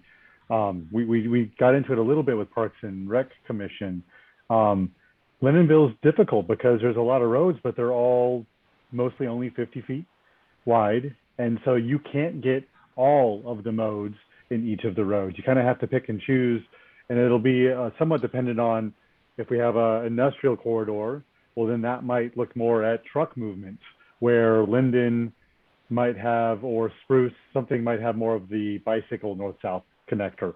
We definitely want to see sidewalks able to connect throughout the entirety. That's definitely one of the missing issues in Lindenville now. There's a lot of missing sidewalks, and we want to take care of that throughout the city. But I just wanted to let you know that we are having kind of that specific discussion with one of the more specific commissions for that. But there's a lot of balls in the air with it. How do you get all of these to work together? But if you're interested, we'll have more on that for them on to Wednesday, February 1st. Awesome. Thank you, Billy.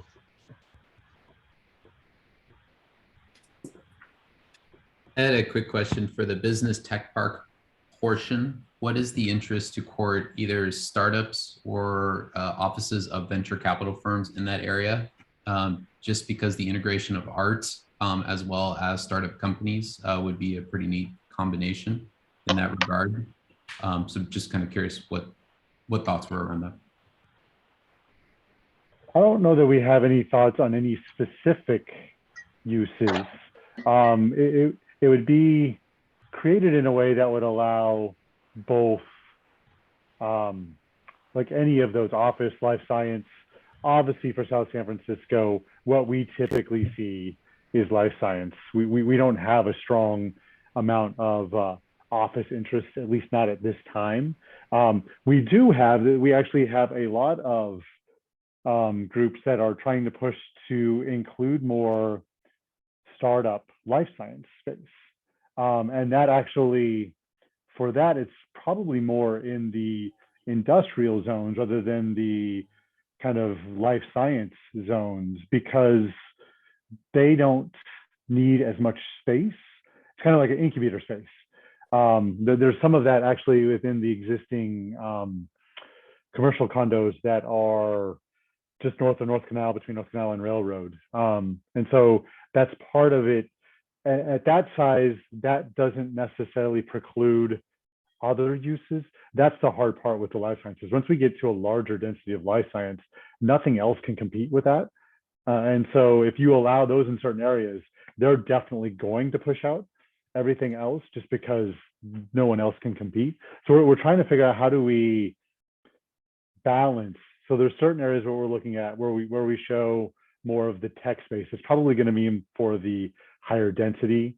And then so the startup and the incubator space is probably more in the mixed industrial zones. And then how do we encourage that so it doesn't get so bad? But definitely trying to have a balance and allow that, because we need that kind of space in South San Francisco as well. Yeah, okay, cool.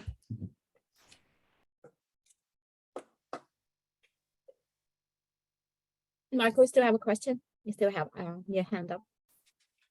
Yeah, sorry, I raised it again. There was one more note that I failed to bring up. Is there a way that policy can encourage the inclusion and development of music halls and practice spaces as well as the maker spaces? Or how big is that arts and makers space truly? Would it be able to support that function as well? And can we call that out in the plan at least? We definitely can call that out. From my mindset, like the more of those types of things that you allow, the better chance that there becomes a kind of critical mass of the types of uses that make it work better. And so I think it's important for us to identify as many different types of art, includes music as well. Like we should try and be as all encompassing as we can. And then I guess part of it might become, are there specific things we need to be aware of with the different types of users that make it easier or harder for them to come in? And I think that gets into the more fine-grained policy, but I definitely agree that we should try and call out as many of the different types of arts that we're looking for, so we can get as many more chances for that type of development to be successful.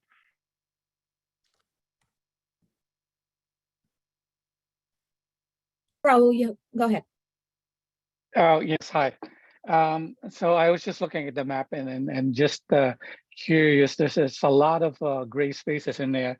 And we also mentioned the lack of green spaces. And I wanted to find out if there's, in this planning and zoning, if there's some kind of a landscaping, landscaping specialist or component built into it. Seeing that there's a lot of challenges in that there's not a lot of spaces available for it. I'm just thinking about there are a lot of countries that have the similar challenges, and they have rooftop gardens. They have they built this rooftop gardens that promote flooding mitigation and all that, which comes into play right now, especially with sea rise level and all that going on. So I'm just curious about if that is a consideration as we move into the planning. Definitely. I actually, we heard that exact same comment about rooftop open spaces at the Park and Rec Commission on Tuesday night. One of the commissioners had the same thing, like how do we do more of that? And then there was also a call out for more of how do we have more blue-green infrastructure, infiltration basins, rain gardens, all of those types of things. How do we do more kind of within the public rights of way to help with flooding and sea level rise? So that definitely, both of those are aspects that we're looking at. You are right. Like as part of the general plan from a housing perspective, we're looking at Lindenville being able to accommodate up to 5,000 housing units. And that's a significant amount of new residents. And how do you get enough open space for that? That's one of the big purposes of doing maybe naturalization of Coma Creek, is you are able to do a little bit of both. You could have that be open space and hopefully help you with a flooding, sea level rise perspective. But we'll need more as well. And so we'll have requirements for private redevelopment to have public open space, but we're going to need more than that too. And so that's part of what we'll be looking at is what sort of, can we do transfer development rights on certain areas that allow people to get development in a different spot if we can use those spaces for open space potentially.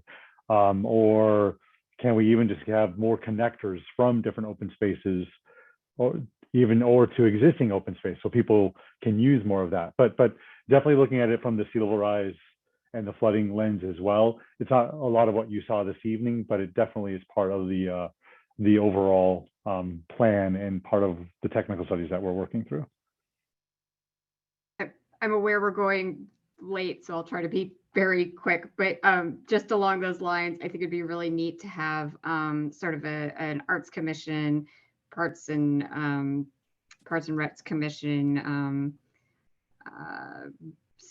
brainstorm space for like a little park that is basically showing nature's reclamation over an industrial spot as both sort of an interesting, artistic, natural, like exhibit sort of, and also like a community engagement in what does it look like to like reclaim space for nature. So anyway, just put a little plug in for that. I'm just going to be very brief. My comment is, I don't know if you guys know the area, it's pretty blighted right now. It's unlivable. So we're talking about like what, 10 to 15 years about the going from where it is now to, let's say, alternative 3, because I'm just being realistic here. In the past couple of weeks with everything that's been going on with the deluge and torrential rain and the tornadoes and whatnot, it's been impossible to, and I use public transportation, and with everything that's going on, been stranded there a couple of times. And I had to walk around that area past midnight. Let me tell you something, it's not a cake on a walk. And encountered a few things. So what are we talking about here realistically in terms of the utopia that we're talking about here? I mean, I'm just having a hard time, realizing what it's going to and how long it will take. And just being realistic in terms of we talking about this like it's going to happen in the next couple of years. It's going to take a good chunk of time. These changes, like the vision is something that plays out over decades. We look at the general plan has a 20-year kind of vision.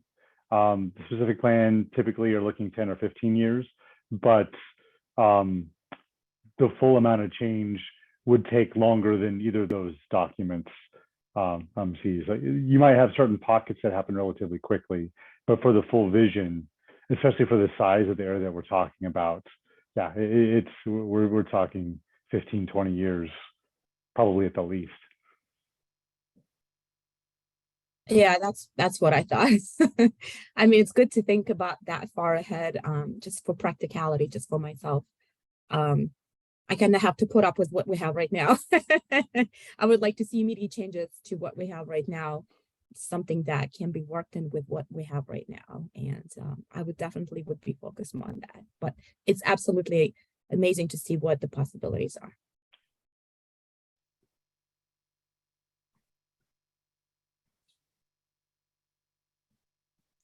Thank you so much, guys, for this presentation, by the way. I will definitely also look on the website. Anybody else has a comment? I know this was a lot, and if I could maybe ask the staff, like for everyone to kind of have a say or a word to discuss this in the future, if we have new business where we have all these presentations to maybe have, to shorten the agenda. We still have an election to go through. It's going to be a late night. So if you have anything, get ready for this one. But if there are no more comments, I'm just going to jump straight into the next item on the agenda. Thank you for your time tonight. We thank appreciate you so much, guys guys taking your time. Thank you. No, this was awesome. Thank you. I'm going to go think the next one is item cultural arts funding, and Angela is going to do this one. Good evening, commissioners. Give me 1 second. To set up my presentation here, and yeah, it's a very dense evening for all of us. I mean, a long meeting, but also just a lot of information. I mean, on the On the positive side, it's really exciting. There are so many opportunities. Some, will take decades, like Billy said, but still, what an amazing opportunity that we can even have these conversations and plan for the future, and for the arts that we potentially have a funding source to at least, still to be determined, but help us see some of our hopes and dreams come true. And so let me share my screen.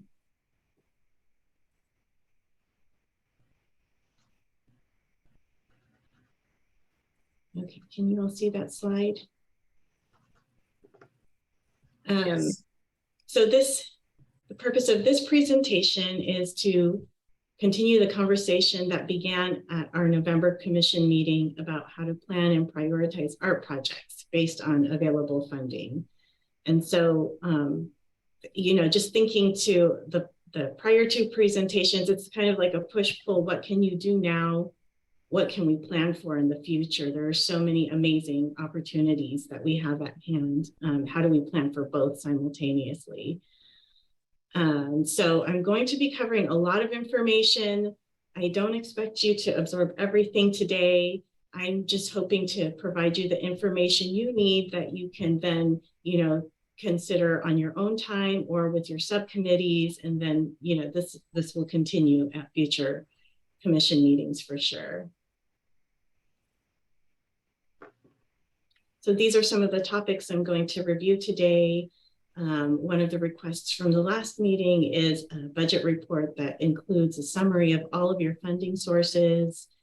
Just to review some art opportunities, not all of them, but just some to hopefully drive some conversations in your subcommittees.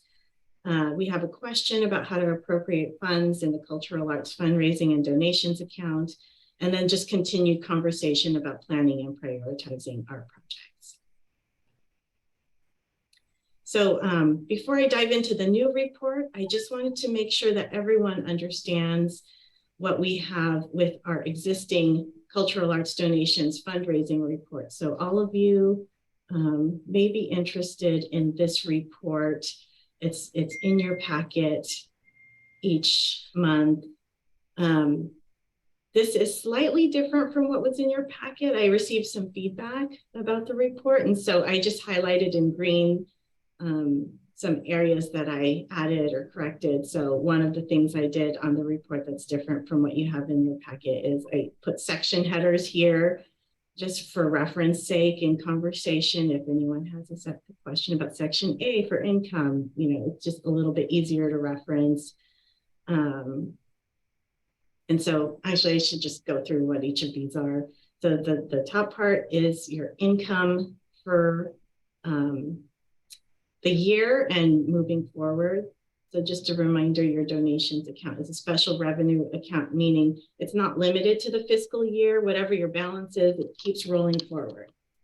And so what I did was I added this note on these lines here, just to identify that the rolling balances in these subsections here begin as of July 1st, 2021. And that was at the request of past conversations with the commission about the budget, wanting to have a more detailed line item budget about, what your funding sources were year to year, as well as what expenses were year to year. And so this has been an evolving report based on the commission's interest in more detail over time. And I can also continue to change it if any of you have any comments that you want to share with me later about, what would make most sense for you or help you understand this report. I'm happy to take that feedback. So again, start with the income in this first box, any of your expenses in the second, and then encumbrances is money that we're setting aside for a specific purpose so that you can be aware of what your balance is minus any future monies that you might spend in encumbrances. That's the $28,839 you have down here. So I know I went through that quickly. Does anybody have any questions about this report? Angela, with this report, so are the other line items not rolling balances? And can you touch on that one more time? Sure. The other items, Yeah, underneath the highlighted, are those not rolling balances? these will be rolling balances moving forward, but they're rolling balances as of July 1st, 2020. I see. Because it wasn't tracked to this level of detail prior to that. It was a little bit, but not for everything that you see here. So instead of, doing forensic analysis back through time, which would be very labor intensive and take a lot of analysis, it was just a point in time, cleaner way to start. Understood. Forward. Thank you. Angela? Yes. I seem to remember we found money at some point. Is this included? No, and that's going to appear on the next report. Gotcha. Okay. I like found money. Alright, I had a question, but I don't have one anymore. Sorry. Okay. And again, I know tonight's going to be a lot of information, and when you review this, if you have any questions, you can feel free to contact me later, and or maybe ask again at the end.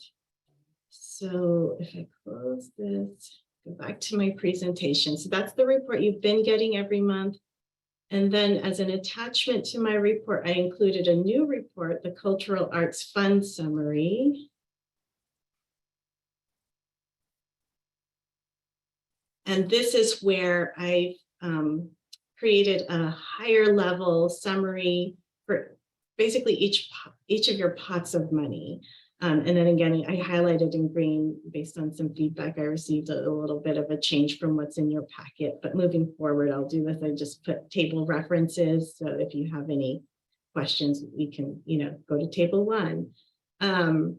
But starting with the first box in table 1, this is your cultural arts donation and fundraising account. That's the balance from the report that I just showed you, just at a much simpler level. And then in table 2, Vice Chair Bond, this is your other pot of money that you were looking for. I think the $33,500 in developer fees that were, I think, from 2010, and a new pot of money for the commission that we weren't considering before. And then table 3 and 4, you'll notice I put fiscal years here in the title. And that's because those are monies that are tied to the fiscal year. It is possible for us to request permission to roll it over, as we did for the graffiti abatement murals. That was a project that was funded in last fiscal year, 21-22, but we were unable to complete the project, so we had permission to roll it over. And then your new allocations for this current fiscal year from the general fund are the public art allocation, which is unrestricted, and then the cultural activities grant program, which we'll be going through later. And then in table 4, I just, even though it's expended at this point, I wanted to acknowledge that we did receive 1 grant this year. And so at the bottom here, I have your unrestricted funding balance, and this 72,000 is the sum of all of these balances with an asterisk next to it on the right side.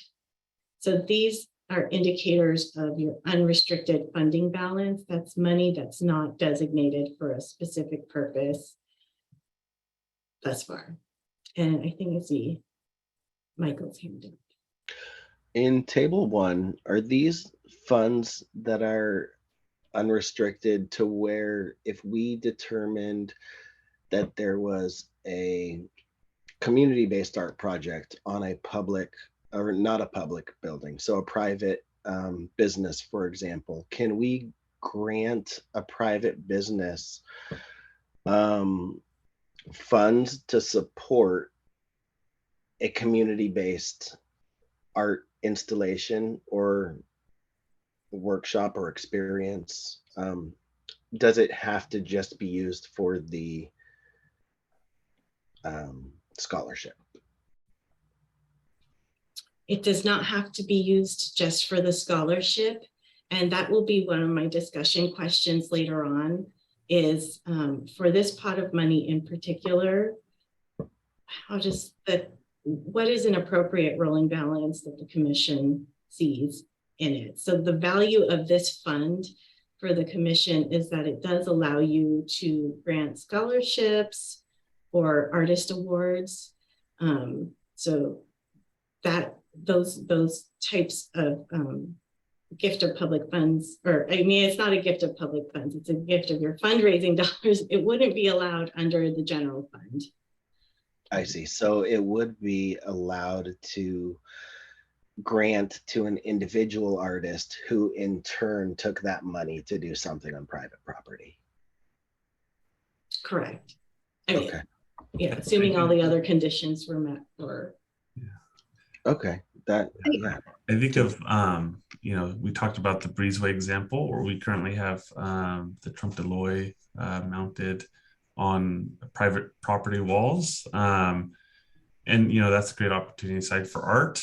And there may be still some other ways we need to talk to our legal team on, is there a way in which you can like own the art that exists on private property, or maybe there's some other agreement there where I don't even think it's, I mean, at my personal feeling is if we were to grant an artist to do something in our community, I wouldn't feel that we would need to own that if it were a mural, for example, a project that we've wanted to support for a while and just don't know how to support.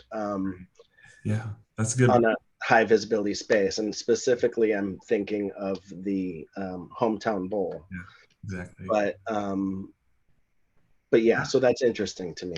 That It's may be not a way a around. grant to the business, but it's a grant to the artist or organization who does the community-based project. Yeah, that may be a great way around the gift of public funds concern, certainly. Yeah. Thank you.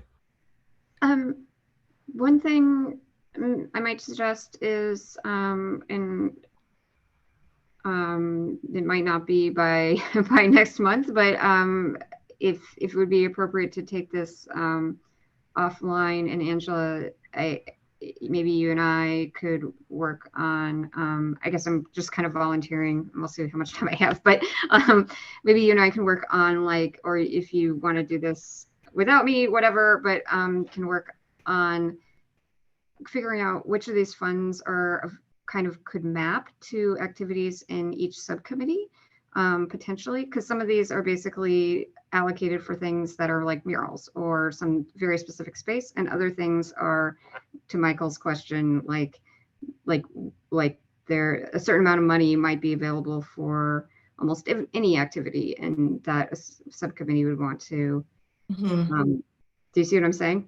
And I think it's kind of hard to tell from this particular, just like you kind of have to really, really think about it. And maybe if there's a way that we can kind of map things so that as subcommittees are meeting this year, they can think about what budget they might want to request, and we can, as a commission, consider what's available. Yes, I see what you're saying. I think that's really what this $72,000 is. Unrestricted pot of money. I mean, I'll go through my presentation a little more. I think there will be some chance for us to carve out a little more. I see this as baby steps,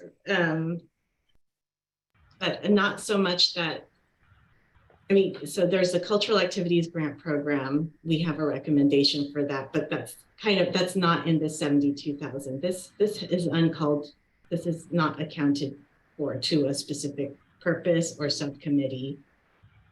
Could be anything. And I see Michael raising his hand again. Sorry, before we move on, Angela, I just wanted to go to table one more time and just ask the question as to when we'll know if that Caltrain art encumbrance will be returned to us. Because if you remember, we really didn't have an option for that. We were told by council that needed to be taken from this pot of money. So I know we didn't have a vote, we didn't agree to it, we just kind of rolled over and were told that that's what was happening and that's what had to happen. So if you could find a date for us as to when that would be returned, if we know, that would be great. Yeah, I can do that. I don't recall if we had a timeline that we shared with you last time, but it is on our capital projects team radar.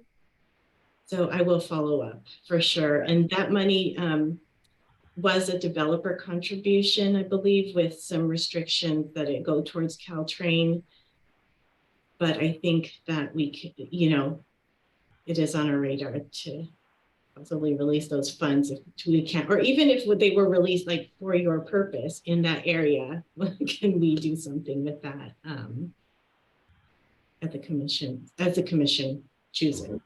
Yeah, I was thinking we could give it to sculpture and pay and pay for all the things that we wanted to do, like installing the art and the pedestal that Michael's been working on this winter. It's a large chunk of money. It's pretty much half of our budget, right? If not three quarters. It would be nice. And then, sorry, Angela. What was that number that we were talking about last year that we were having a budget cut?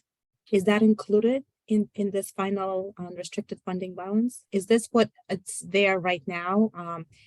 So in case we have an emergency of some sort to fix things? Is that how I'm understanding it? So the budget cuts, I believe, that were discussed at the last meeting was really in reference to the COVID pandemic in 21, 22, or 2021. And so those are not included here. I mean, this is the budget we have currently. And then finally, the bottom here, it's just pending funding to keep on your radar, $500,000 in a developer contribution. Just still not yet in hand, but something for the commission to start planning for when we receive it. I don't know, we will receive it. I'm on the fence. I feel like they might just build their own art and not give us anything. I mean, it's kind of in the fine print. I'm just being a realist again. So this one is this is not part of the public art fee. It's a separate negotiated community benefit. And we also learned that they're giving $1 million for general park improvements too, which is pretty exciting. So which I didn't know about. So that should be coming as soon as they issue the building permit. We were told January of this year, but it may be another month or two. We're still waiting on the exact date. Well, that's good news. Coming, yeah. Okay. So any questions before I move on from this report? All right. Next, I think I just wanted to review again. This is your unrestricted funding balance, the $72,000, which we've already covered. Moving on to the art opportunities. So moving away from budget for a moment. Next, I'm going to just review some of our art opportunities, and I put them into these kind of categories, including current projects, pending opportunities, proposed art acquisitions, capital projects, and Cultural Arts Commission project ideas. So you'll see some things listed, but this in no way is intended to be a limited list. I just put it out there as prompts for your future consideration. Starting with just a review of what we currently have going. Our graffiti abatement murals that's funded with the $56,000. This is, I just wanted to show you your general fund pot of money. $10,000 for the public art allocation, and then $10,000 for the cultural activities grant program.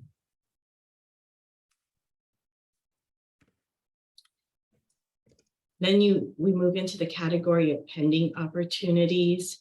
So this is intended to capture known projects that will need to be addressed at some point. For example, we have the windswept sculpture. This, as far as we know at this point in time, is being funded by outside sources with the thought that it be placed at our new library, park and rec center. I think some of that project budget is able to cover the cost of installation. And we've been able to identify some maintenance funds that could possibly help with the installation. This is still under negotiation, but that one's looking likely to move forward. We also have art relocation projects that we haven't exactly identified funding or a plan for. The Eternal Flame sculpture at Orange Memorial Park. It's currently under review for a new Veterans Memorial space. The Doors of Avignon that Greg mentioned before in the Grand Avenue Breezeway, and then also mention of where a future location could be for Randy's Recycled Reef mural. And so these will come with different costs depending on what potential future opportunities there are to relocate them. Then we have our special event opportunities. Two that we have at hand are the San Francisco Opera at Orange Memorial Park. And then the commission had discussed some concepts for the fundraising event mixed with an art exhibit. And we also have the utility box mural program and the 23-24 Jack Drago Cultural Arts Commission Youth Scholarship.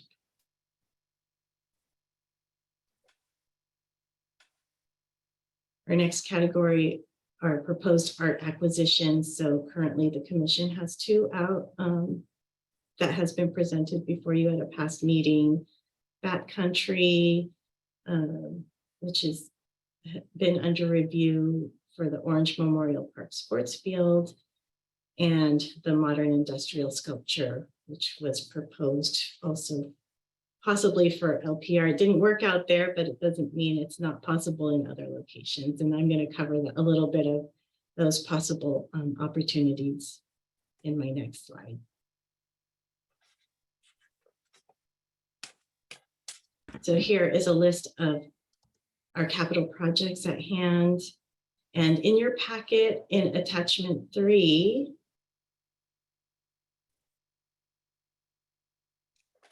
we provided some drawings for the Aquatic Center, our Library, Park and Recreation Center, the Orange Memorial Park Sports Field, and Centennial Way Trail. I think a lot of these have been prompted by the sculpture subcommittee for potential sculpture locations. But so I'll show you how to read this. And thank you, Erin, for creating this and pulling this together. This page P1 is the Aquatic Center, where the public art opportunity was identified at this location, but it doesn't have to be limited to that. These are just some recommendations that were given to us by the project architects and the project team. As the sculpture subcommittee knows, it depends on the type of art you're proposing and exactly where. There are a lot of restrictions with art tunnels and utility lines about where you can place artwork. And, it depends on how big it is. Is it a mural and that kind of thing? So this is, again, just to prompt some discussion and ideas in your subcommittees, but it doesn't have to be limited to this. So here's another site at the Aquatic Center. More here.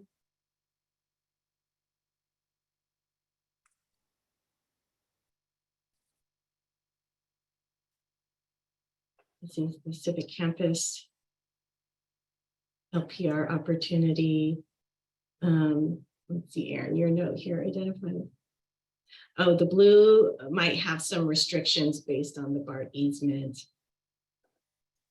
The reds, I think, were easier to place.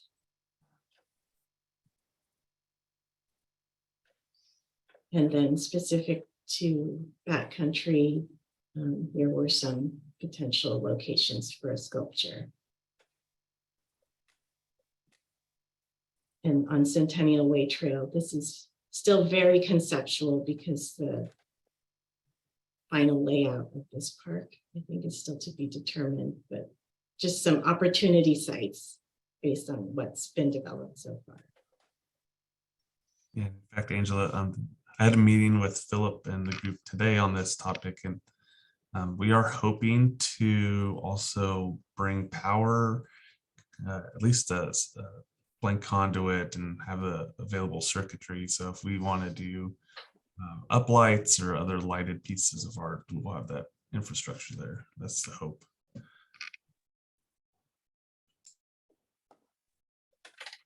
Nice.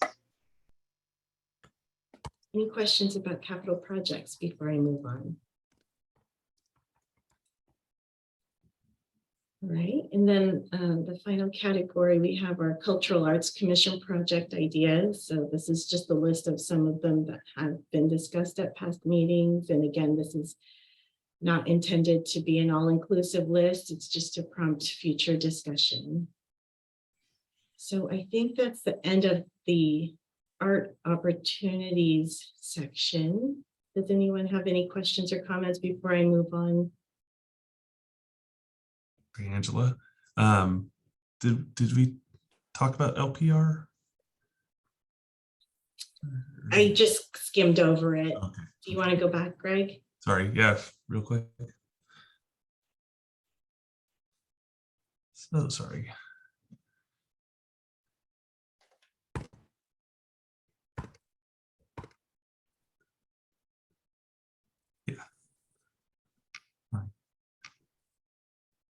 So yeah, I think we spoke last time about the opportunity site in the front of the site, which unfortunately didn't work out. But I think I'm hoping we have a subcommittee meeting here soon, because we do need to give direction. I'd say probably within the next month and a half of locations. They're doing a lot of the site work right now. So just want to put a pin in this one. Kind of bring it to the fore so you guys start thinking about this, because I think it'd be good to make a decision on at least location for a pedestal for future art pretty soon. So just wanted to highlight that.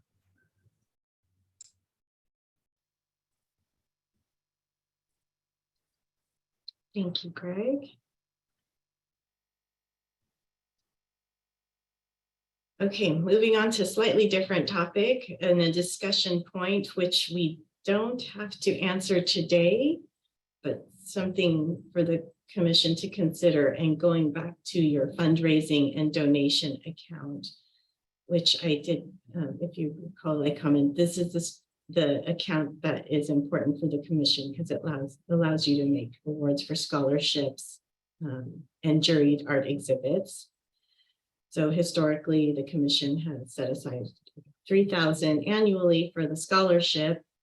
The question at hand is, what is an appropriate rolling balance to maintain in this account for awards and scholarships versus other potential uses? And just for your reference, here is your current balance, $28,839. I guess I'll pause here if anyone has any comments or thoughts about what a comfortable balance would be year to year.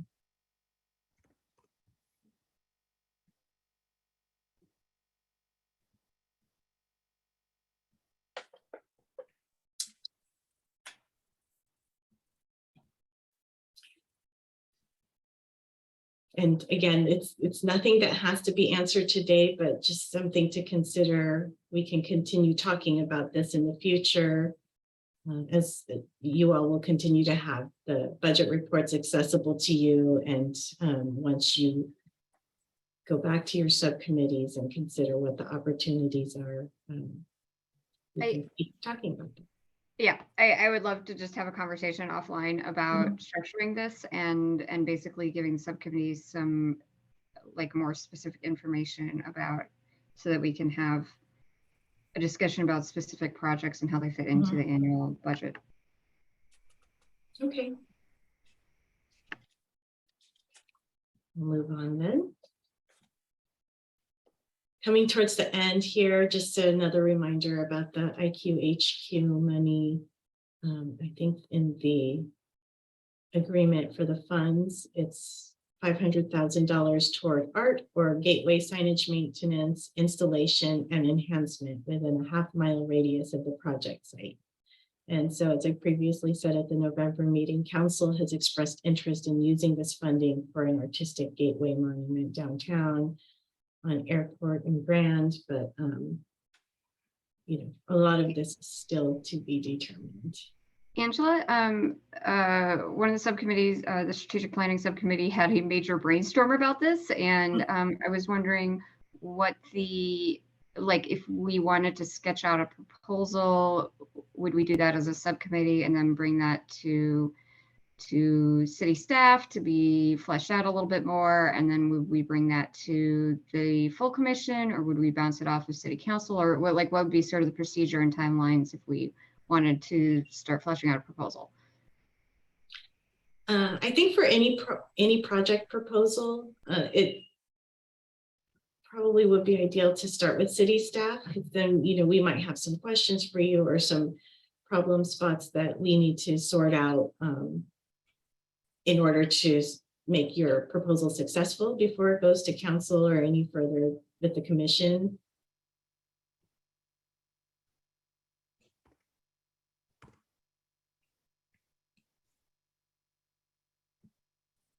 Sorry, I was on mute. Okay, cool. Yeah, sorry, God, you move.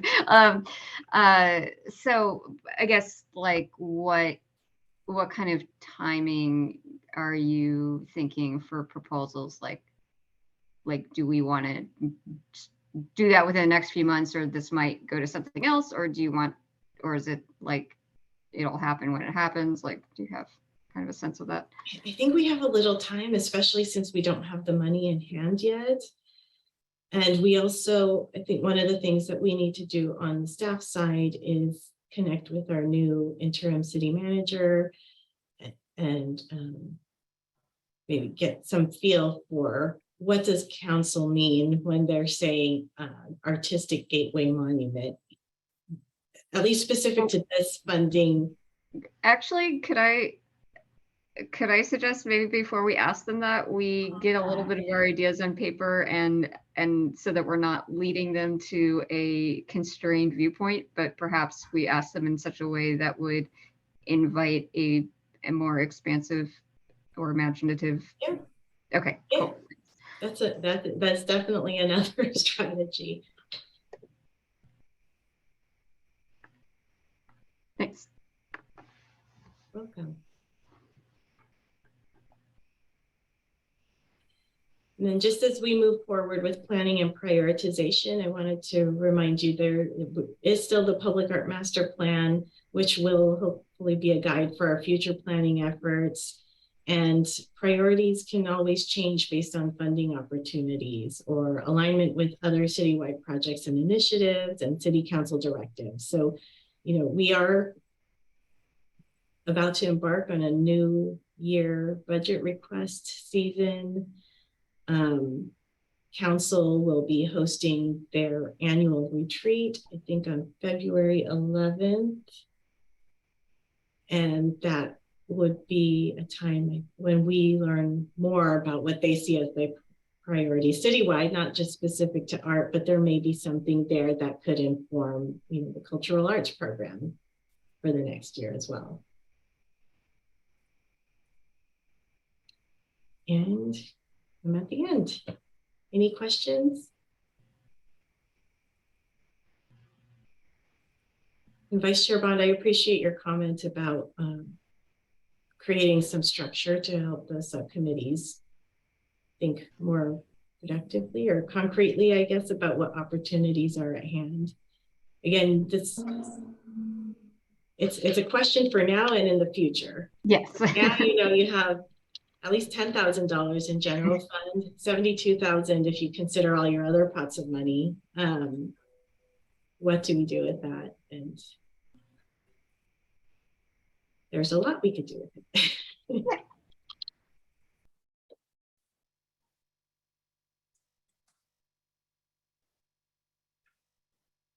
I think once the master plan is finalized, I personally would know better in terms of how the money would be allocated and to what projects.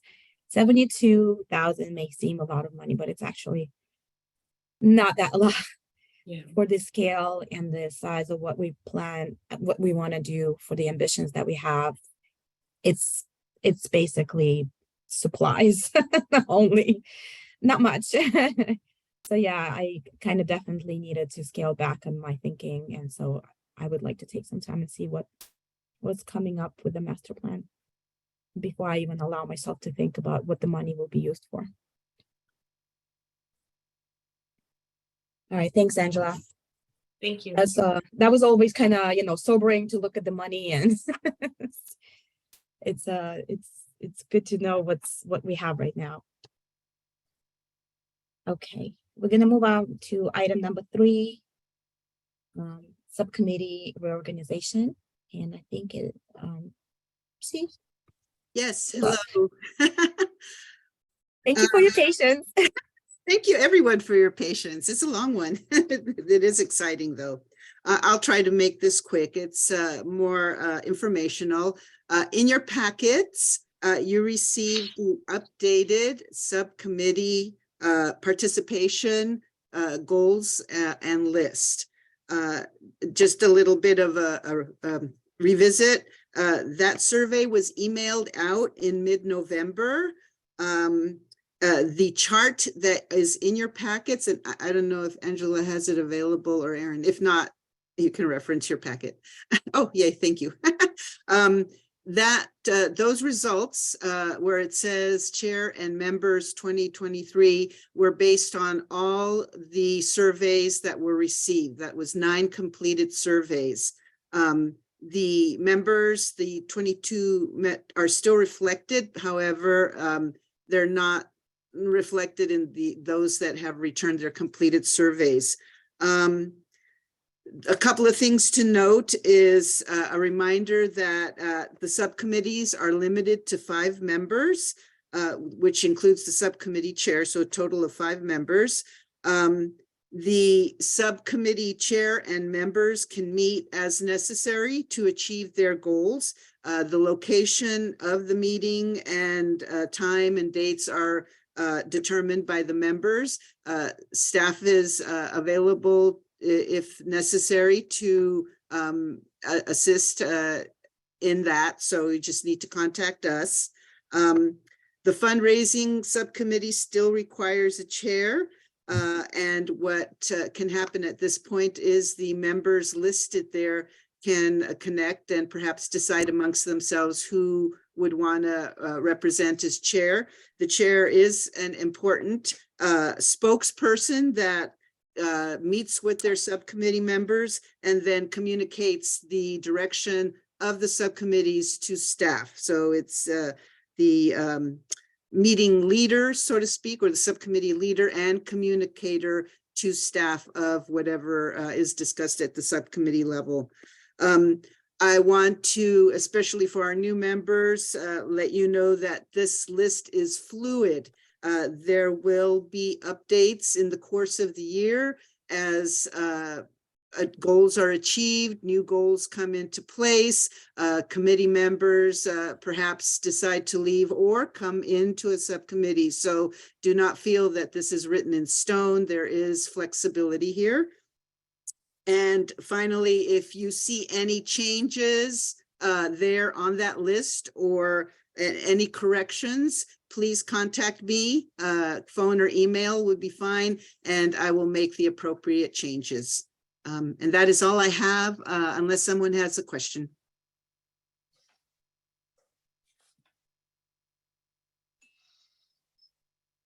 Okay, I think we're good. Thank you, Millie. Thanks. I saw that I'm not confirmed because I am in the flux right now with a lot of stuff going on here in the South City. So I just didn't want to commit until I knew what's happening. We're gonna move on to, I think we're done with the new business, right? No, we have one more item left on the new business. I think it's cultural activities grant. I think we skipped the first skipped item over? first, so let's move Oh, to item 1. Item 1, sorry. Yeah, it's blur. Let's do elections. As you know, I'm the current chair and I've served my term, and I'm going to nominate somebody. So traditionally, it's always a vice chair who takes over. So I would like to nominate Risha. I think she's been doing an amazing job with participation, and I would like to put her up for the chair. Thank you, Millie. I'm honored and I accept. Okay. I will second that nomination. Okay. I think we have a roll call to proceed with Commissioner Risha Bond for chair. I say aye. Thank you. Okay, Commissioner Boldenwick. No, not, I can't do it right now. I thank you, though.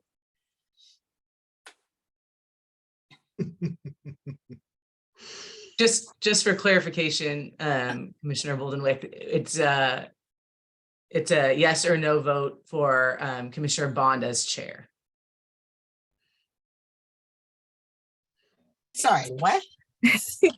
Lynn, we're voting to nominate Risha as the chair. I thought it was already seconded, and I will vote yes by all means. Okay.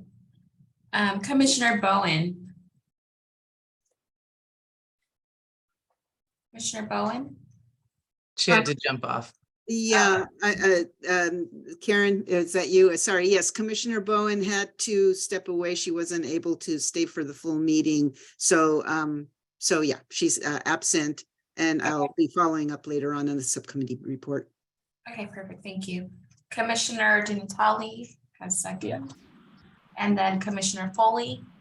Yes. Thank you. Commissioner Lester is absent, and then Commissioner Maharaj. Absolutely. Thank you. And Commissioner Pomposo. Yes. Thank you. Commissioner Ramos. Yes.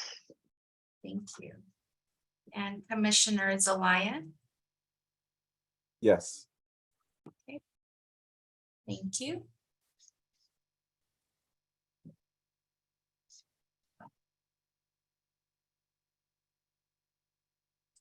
I think that's it, right? I think congratulations, Risha. So you're the boss now. So I'm gonna give you the And through the laurels. chair, or the chair. before we go through the chair, either one, if I can just say really quickly, we want to also thank Commissioner Marta Hay for all your work, especially stepping in when you did and in the term, and you really, led some great programs and did a great job with this whole commission. So also just want to say thank you for your time with us too. Oh, no, it's been my honor. I really loved working here. I'm still here. So no, thank you so much. It's been my honor serving as your chair. So I learned a lot from all of you. So it's an absolute blast. Thank you. Erin, I think we're going to proceed with just general for vice chair, also nominations. And so we can now officially pass the meeting over to our new chair, Bond. Thank you so much. I am truly honored and heartwarmed. Thank you for putting your trust in me, and hopefully I will be able to do a good job, obviously, with the city staff. Lots and lots of support from the city staff to lead these meetings. So I appreciate that. And another round of thank you, Millie. You really have been a great chair, and appreciate what you've done for us. And so with that, we would like to, I'd like to open it up to self-nominations, or if somebody would like to nominate somebody else for the vice chair. I would like to nominate Michael, only because he's absolutely the heart and soul. His passion ignites my passion. So I would love to see him continue as a vice chair. I would second. I don't know if I'm the heart and soul, but I have a heart and soul. So I'll accept that nomination if there are no other. I second it. Yeah, me too.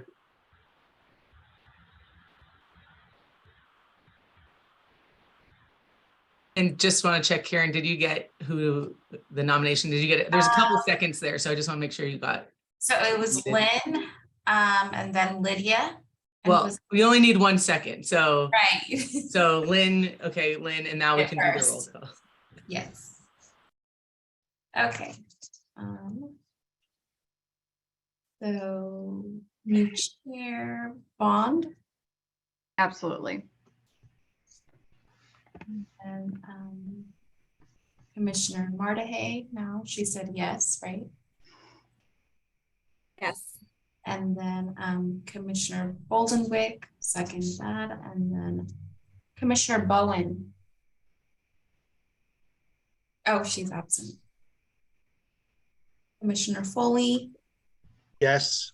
thank you. Commissioner Lester is absent. Commissioner Maharaj, Yes.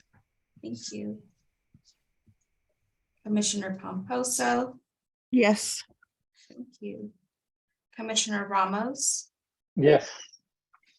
thank you. And then Commissioner Zelaya, Yes. thank you.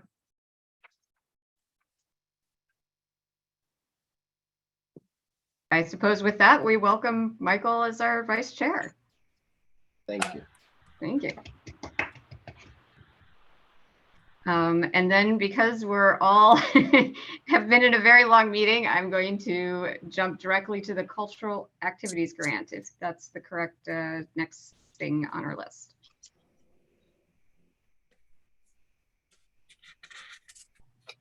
So Carrie, we can't hear you. Carrie, excuse me. Can you hear me now? Yes. Perfect. Thank you, everybody, for receiving this item tonight. We're really excited to bring this back. The Cultural Arts Activity Grant was first introduced, I believe, in the 2018-19 fiscal year. And then with the pandemic and different freezing of programs and activities, we haven't seen it for a while. So really excited to bring it back this year. The idea behind the Cultural Activities Grant Program is to support community organizations and artists who wish to offer free or low-cost events and activities that will expose the community of South San Francisco to cultural and recreational activities and programming. For this fiscal year 22-23, the city has allocated $10,000 in grant funds to support this program, which will be administered by the Park and Rec Department to foster cultural experiences for the community, infuse our neighborhoods with the arts, and increase exposure to cultural activities that will lead to greater understanding and respect for a diverse cultural heritage. To qualify for these funds, applicants must demonstrate that they are serving the South San Francisco community, and the proposed program would require that no funds be used towards the applicant's administrative costs, so that the primary use of the funds is to provide cultural activities. Typically, grant awards range from $500 to $2,000, and any recipient would be required to enter into a funding agreement with the city that details the objectives to be achieved with those funds. Staff is requesting or recommending that perhaps the Performing Arts Subcommittee be designated body to review the applications and make recommendations to the Cultural Arts Commission for the selected grantees. Although performing arts are not specifically the focus of this grant, many of the past grant applications involve performing arts. And but we will defer to the commission as a whole for making that decision. With your approval with this program, we would go forward with accepting applications from February 1st through March 15th. And the grant applications will be made available on the city's website as well as at our administrative offices at 33 Arroyo Drive. Staff will pre-screen the applications to verify the eligibility criteria and then forward the completed applications to the subcommittee to review and make a commitment. Once the committee brings it back to the commission and the commission approves, staff will contact the grantees and guide them through completing the funding agreement. So our proposed timeline would be accepting applications from February 1st through March 15th, assembling those applications and providing them to the subcommittee by March 20th. And then at a date to be determined by the subcommittee, you would meet and decide upon award amounts for the applicants.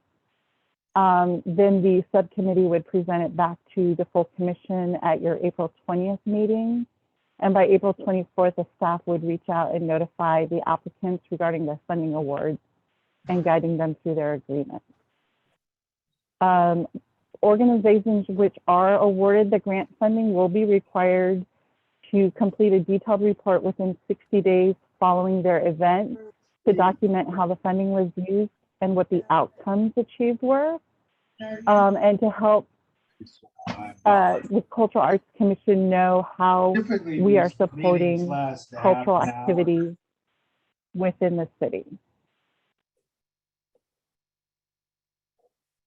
And at this time, we'd like to turn it over to see if you have any questions and open it up to your discussion to decide how you'd like to proceed with this. Thank you so much. And is it Kari? Is that how you say your name? Carrie. Carrie, I'm sorry. Okay. So Carrie, thank you so much for sharing this. And this is definitely a very nice opportunity. Personally, I like the idea of the Performing Arts Subcommittee taking a lead on this. It does seem very appropriate. Don't want to pressure anybody, but Zubin, I believe you're the chair. Yes. Would you be okay with that?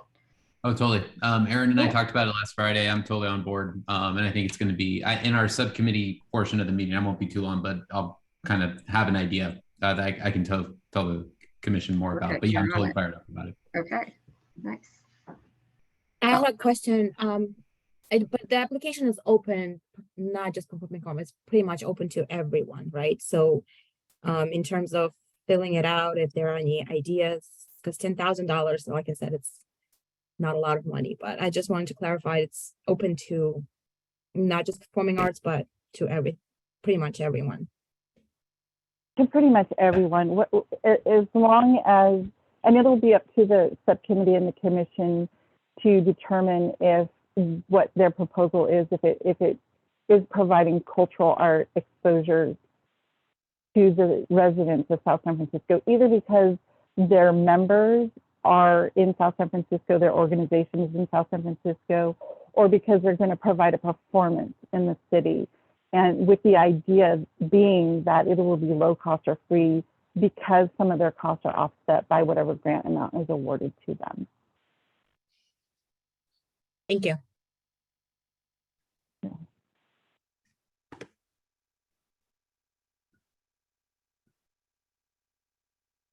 Well, I'll say, Carrie, I think, thank you. And I think sounds like we have heard what we needed to from the staff side. So thank you to the whole commission. Before Carrie goes, I just wanted to, it's really exciting that the commission gets to meet some of our staff in this way. So Carrie was recently promoted to a management analyst position.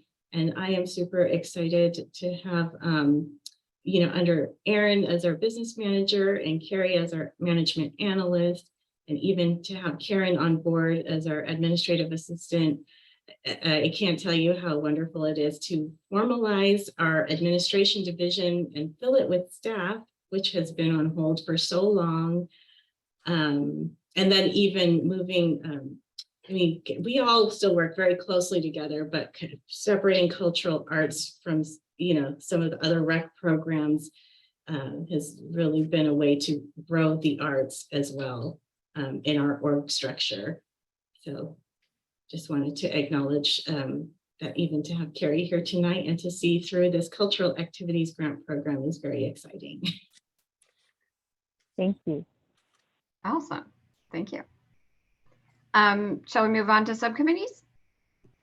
So I believe we are starting with the strategic vision, and Michael, is there anything you want to add to what we learned tonight? No, we learned a lot. That is largely our strategic vision update. We are talking, as Risha had mentioned, about potential locations and activations of that $500,000. Once we have a better idea of that, we'll share it with all of you, what that proposal is. But that's what's in the works right now, and that's the update. Thank you. And next subcommittee, sculpture.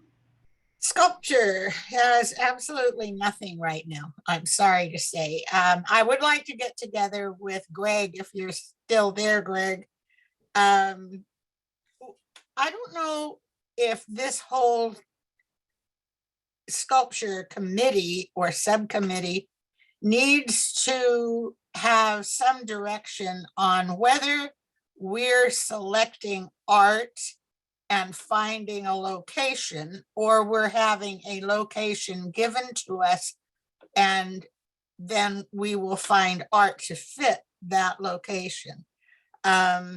We've not been directed about this in any way, and I'm kind of confused because whatever we suggest as a location is said not to be available. So I know Greg was looking for other parts, and it was shown in the diagram where these parts, where the locations might be for new structures. But I think we need to have some kind of direction on what we're doing. And the second section we got was for the steel and pottery piece. And I understood when we were told that it didn't fit there, we were on some kind of structure that was totally not available or not suited for that structure. So I'd like to have somebody be with us or join us for a meeting so that we're directed in some way that we can pick art or choose a piece, bring it back to the commission, and then have it go to this council. I feel kind of frustrated. So in any case, that's my request. And at this point, we have nothing to share with the commission. Yeah, Thank absolutely. I would be very happy to join you, Commissioner Boldewick. And yeah, I think the location is certainly still something the commission has authority over. Just the two most recent sites have been really constrained with utilities or other infrastructure that has made it a little bit tricky, but happy to join you guys at the next meeting for sure. That'd be great. Great, thank you. For urban arts, we have not met super recently. We have some irons in the fire, and we'll be reconvening to see where those irons are going, to mix metaphors. And just to move on, youth art program, please. Yes, thank you, Chair Bond. So as I said earlier, Subcommittee Chair Bowen had to leave the meeting a little bit earlier, so she asked to speak or update you all on her behalf. So I'll start with the Youth Art Show. The Youth Art Show is scheduled for March 10 and 11. For those commissioners that are unfamiliar, this year, upcoming year, we will once again resume the partnership with the South San Francisco Unified School District. In a nutshell, that presentation, the art is brought in by the teachers on the Friday of the event, and in past years, I want to say up to 500 or more pieces of art representing kindergarten through high school level in all media are installed for the two-day event. So planning is underway. There has been one meeting already that Commissioner Bond and I have attended. and the next one's coming up early next week. So we're excited to bring back this program with the school district that has been an annual program every year. I want to say 20 years, would have been 22 had it not been for COVID. So that is that's what we have for the youth art show. And then she also wanted me to report on the the Jack Drago Cultural Arts Commission Youth Arts Scholarship. This is the time of year when the decisions on the scholarship are made. The sample or draft scholarship is included in your packet. Again, just a brief history for those commissioners that are unfamiliar with this particular program. The Youth Arts Scholarship is an annual financial award. It is presented to eligible graduating seniors from the South San Francisco Unified School District. It was established for the purpose of providing the recipients continued education in the arts. The creation of the Youth Arts Scholarship was established and first awarded in 1999. In 2003, it was renamed to honor Jack Drago, who was the former South San Francisco mayor and the founder of the Cultural Arts Commission. Since 1999, 40 deserving South San Francisco Unified School District graduates have been awarded to date.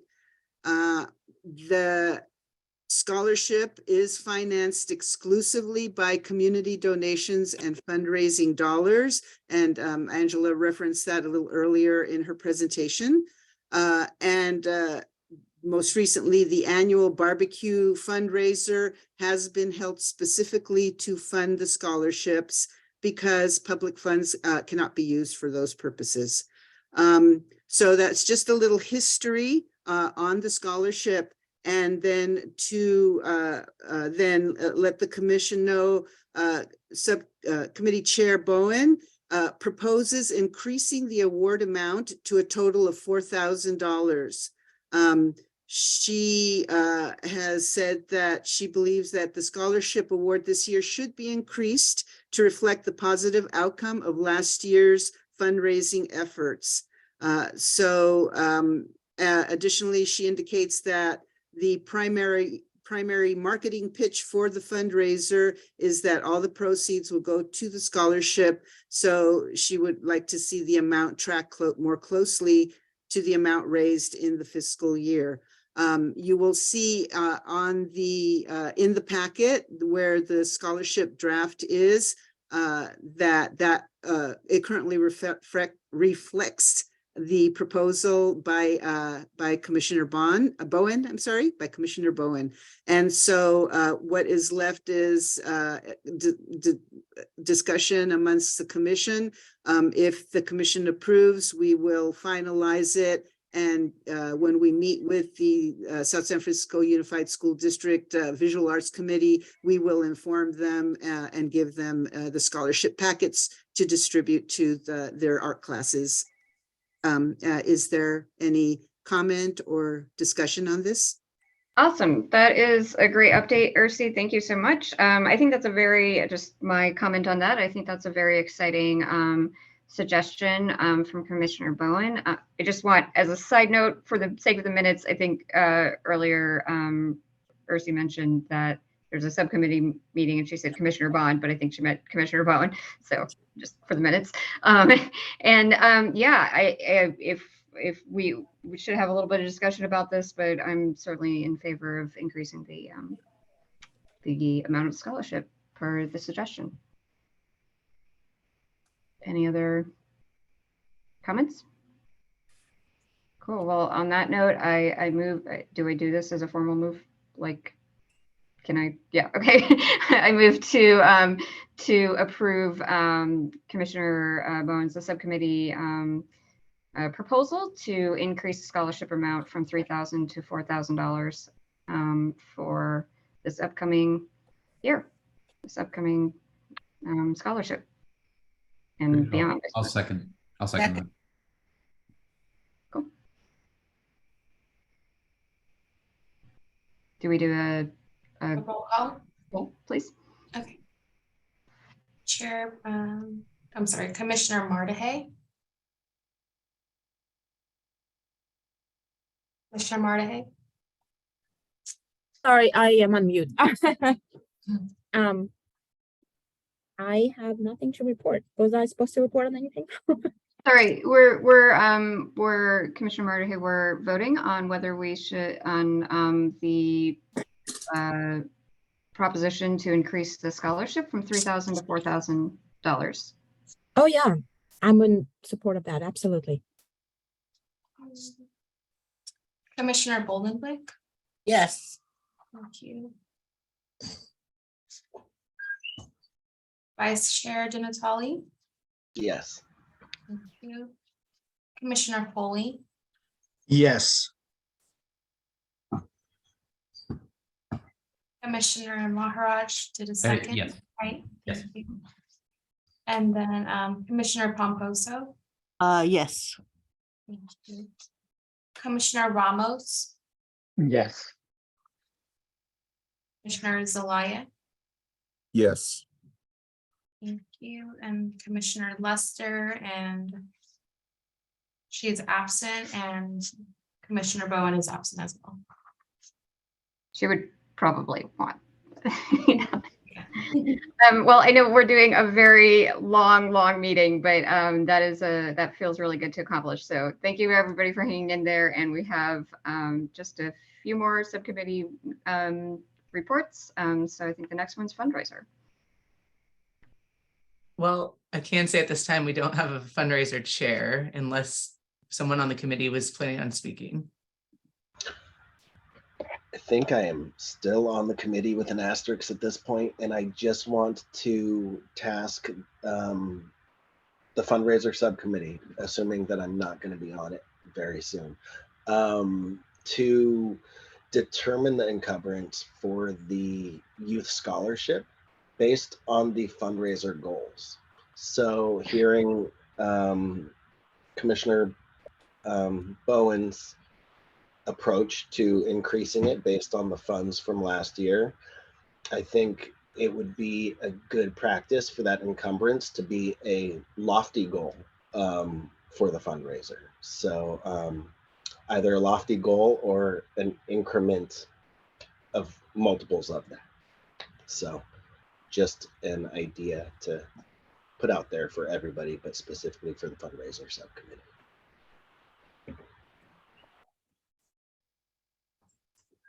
Great, thank you. No other comments. I'm going to move on to the art show, the January art show that's coming up January 27th and 28th. If you haven't filled out the survey that Ursi sent out about being docents, please fill that out. It is helpful to know, even if you're absolutely not available, that's the case. It's helpful to just be responsive. Highly encourage you to join us. And it's quite fun, and we'd love the help. And I guess the other report is that we have a judge. She confirmed, and I'm excited because it's a new judge for the 2D art show. So thank you. If no other questions, then performing arts, please. I think Ursi has something. I'm sorry, I can't find my hand here. Well, I have my hand, my hand on Zoom. I want to excite you all a little bit. The entries are coming in, and we are up over 50 entries right now. 50 physical pieces of art. Oh, wow. So it's going to be an exciting event. And just to add, well, you know what? I'll let Commissioner his role in the art show as well. Coming up. All right, that's all I have. Thank you. Cool, yeah. Are you still accepting art as we speak, or the deadline's passed? If online entry ends before midnight, it ends today. However, their drop-in entry can come on the day that we receive, on Tuesday, the 24th, between 5 and 7, and we'll have applications available. And I did mention it in my email, but also to let you commissioners know that if you would like to enter art, you're absolutely welcome to, but you do not need to do that form where the public form, which has a fee for you. It is part of your I don't want to say gift, I want to say perk for working this event and being the commission, that you do not pay a fee, but there is a special online form, and just send me an email or give me a call and I'll send you the link to that special form. Cool. Thank you, Ursi. Commissioner Maharaj, did you want to say anything, or are you going to keep things in wraps until the actual show? Maybe he has stepped away. All right, then performing arts, please. And actually, is that also Commissioner Maharaj? Okay. For the sake of time, forgive me, but I'm going to move on. So items from the commission. Items from commission. I'll pause for a moment to ask if we have any items from commission. And Chair Bond, just I do see Commissioner Maharaj back Oh, on. there you are. Hello. Yeah, sorry, my access just fell out for a minute. Apologize about that. Cool. So yeah, the big things going on in the commission, just as you can see with the new grant going on. One thing I did speak with Aaron about earlier was on Friday, was seeing if I could set up a meeting with both the commission and Carrie and Ursi, just to learn a little bit more about the back end of how I know we're putting the link of people applying, but I'd like to be able to reach out to more folks in South City. So I think it would be a great first meeting for our subcommittee, whether it's somewhere in the Parks and Recs building or one of the offices. I'll email offline regarding that, but I think it'd be great to set up and have the committee come meet in person, half hour, 45 minutes, just learn the back end, what happens, how the machinery works in terms of advertising, in terms of getting the word out on the grant. Because I'd like to have a pleasant problem of having more diverse folks applying and us having the pleasant challenge of deciding who we're giving it to and awarding it to more people who we might not have seen in the past get a grant like this. Cool. I see a hand raised, Michael. Yeah, Zubin, that's great. Thank you for that. With that, once you do know how the outreach is going to happen, if there are any resources that you can share or ideas that you can share, whatever you develop or find with the Greater Commission before our next meeting, because I believe that the application period will open before our next meeting. That would be great because we could help you in all areas of art as well, just kind of get that out. Sounds good. That works well, Mike. Yeah, and I will share that with everyone here. Cool. Thank you. Great idea. Thank you. No other updates otherwise on the committee, just on the 2D art show. Again, no plug and again, no ego or anything. I am doing a small performance for the 2D art show on Friday at 6:45 p.m. Again, just to get performing arts off just a little bit, get it going. One thing I'm really excited about performing arts is prior to this cultural grant that I spoke with Aaron about, we talked in our last November meeting about the group being just like we're doing little performances with us as an appendage to the art shows. So I think now the cultural art grant coming in makes the performing arts subcommittee even more excited, more exhilarating. So I'm excited about just what the evolution of what's been going on in the last month. So thank you, everyone. Awesome. We're excited too. Thank you. So items from commission. I have one. I was approached by the Society of West Coast Artists to attend their board meeting this Saturday at 10 a.m. It's a closed meeting, but they invited me with the intention to see and start a conversation with how the commission and the Society of West Coast Artists can mutually benefit one another in some way. Just this open-ended question of how can we help each other? So Currently, I don't think I'm available Saturday. That might change, but if there was someone else who was specifically interested in meeting the folks with the Society of West Coast Artists and having that conversation, reach out to me. They are an organization that is built to promote art and art experiences for the community, just as we are. From what I've gathered, they are largely focused on painting. So their workshops and gallery shows, mostly I've seen two-dimensional focused with painting, unless they were hosting a gallery exhibit outside of their own organization, in which case then they open it up. For example, the show that I attended was participant in last year, where I had digital art photography shown. So that's that. I wanted to be transparent first and foremost and let you know that they came to me and asked me to attend. Open it up to anyone else if you would like to attend. Otherwise, I will certainly report back and let you know. And Michael, if you're unable to make it, if nobody is able to make it from this month, do you think they might open it up next month or something to another meeting? Most definitely. It's not like a one-time opportunity. No, I mean, they sent me an email a couple days ago. I've been extremely sick, so I have, it's a Zoom meeting, by the way, but still, so yeah, it's not a closed conversation, I don't believe. I responded back to them to see if I could put someone else in my place, waiting to hear back, but still had this opportunity with all of you, so. Cool, yeah. Didn't want to hold it back. Nice to build connections. Very good. Any other items from commission? All right, items from staff. All right, I will try to jump on this pretty quickly here for you guys.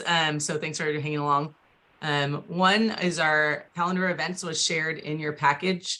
So that's the Park and Rec draft for the 2023 year.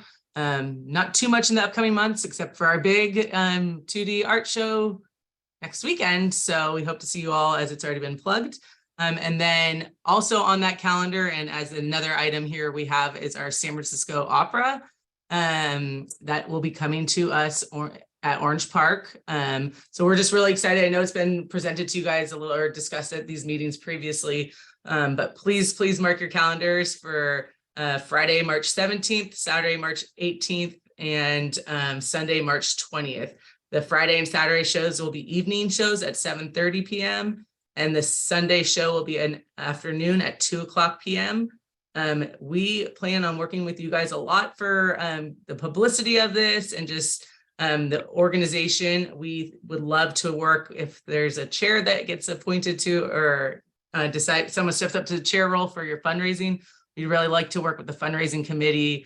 We have some great ideas that we think this event will lend itself to. But across the board, I'm pretty sure we'll want lots of volunteer hands on deck for those performances and helping with, maybe people that haven't been to South City, maybe there are residents.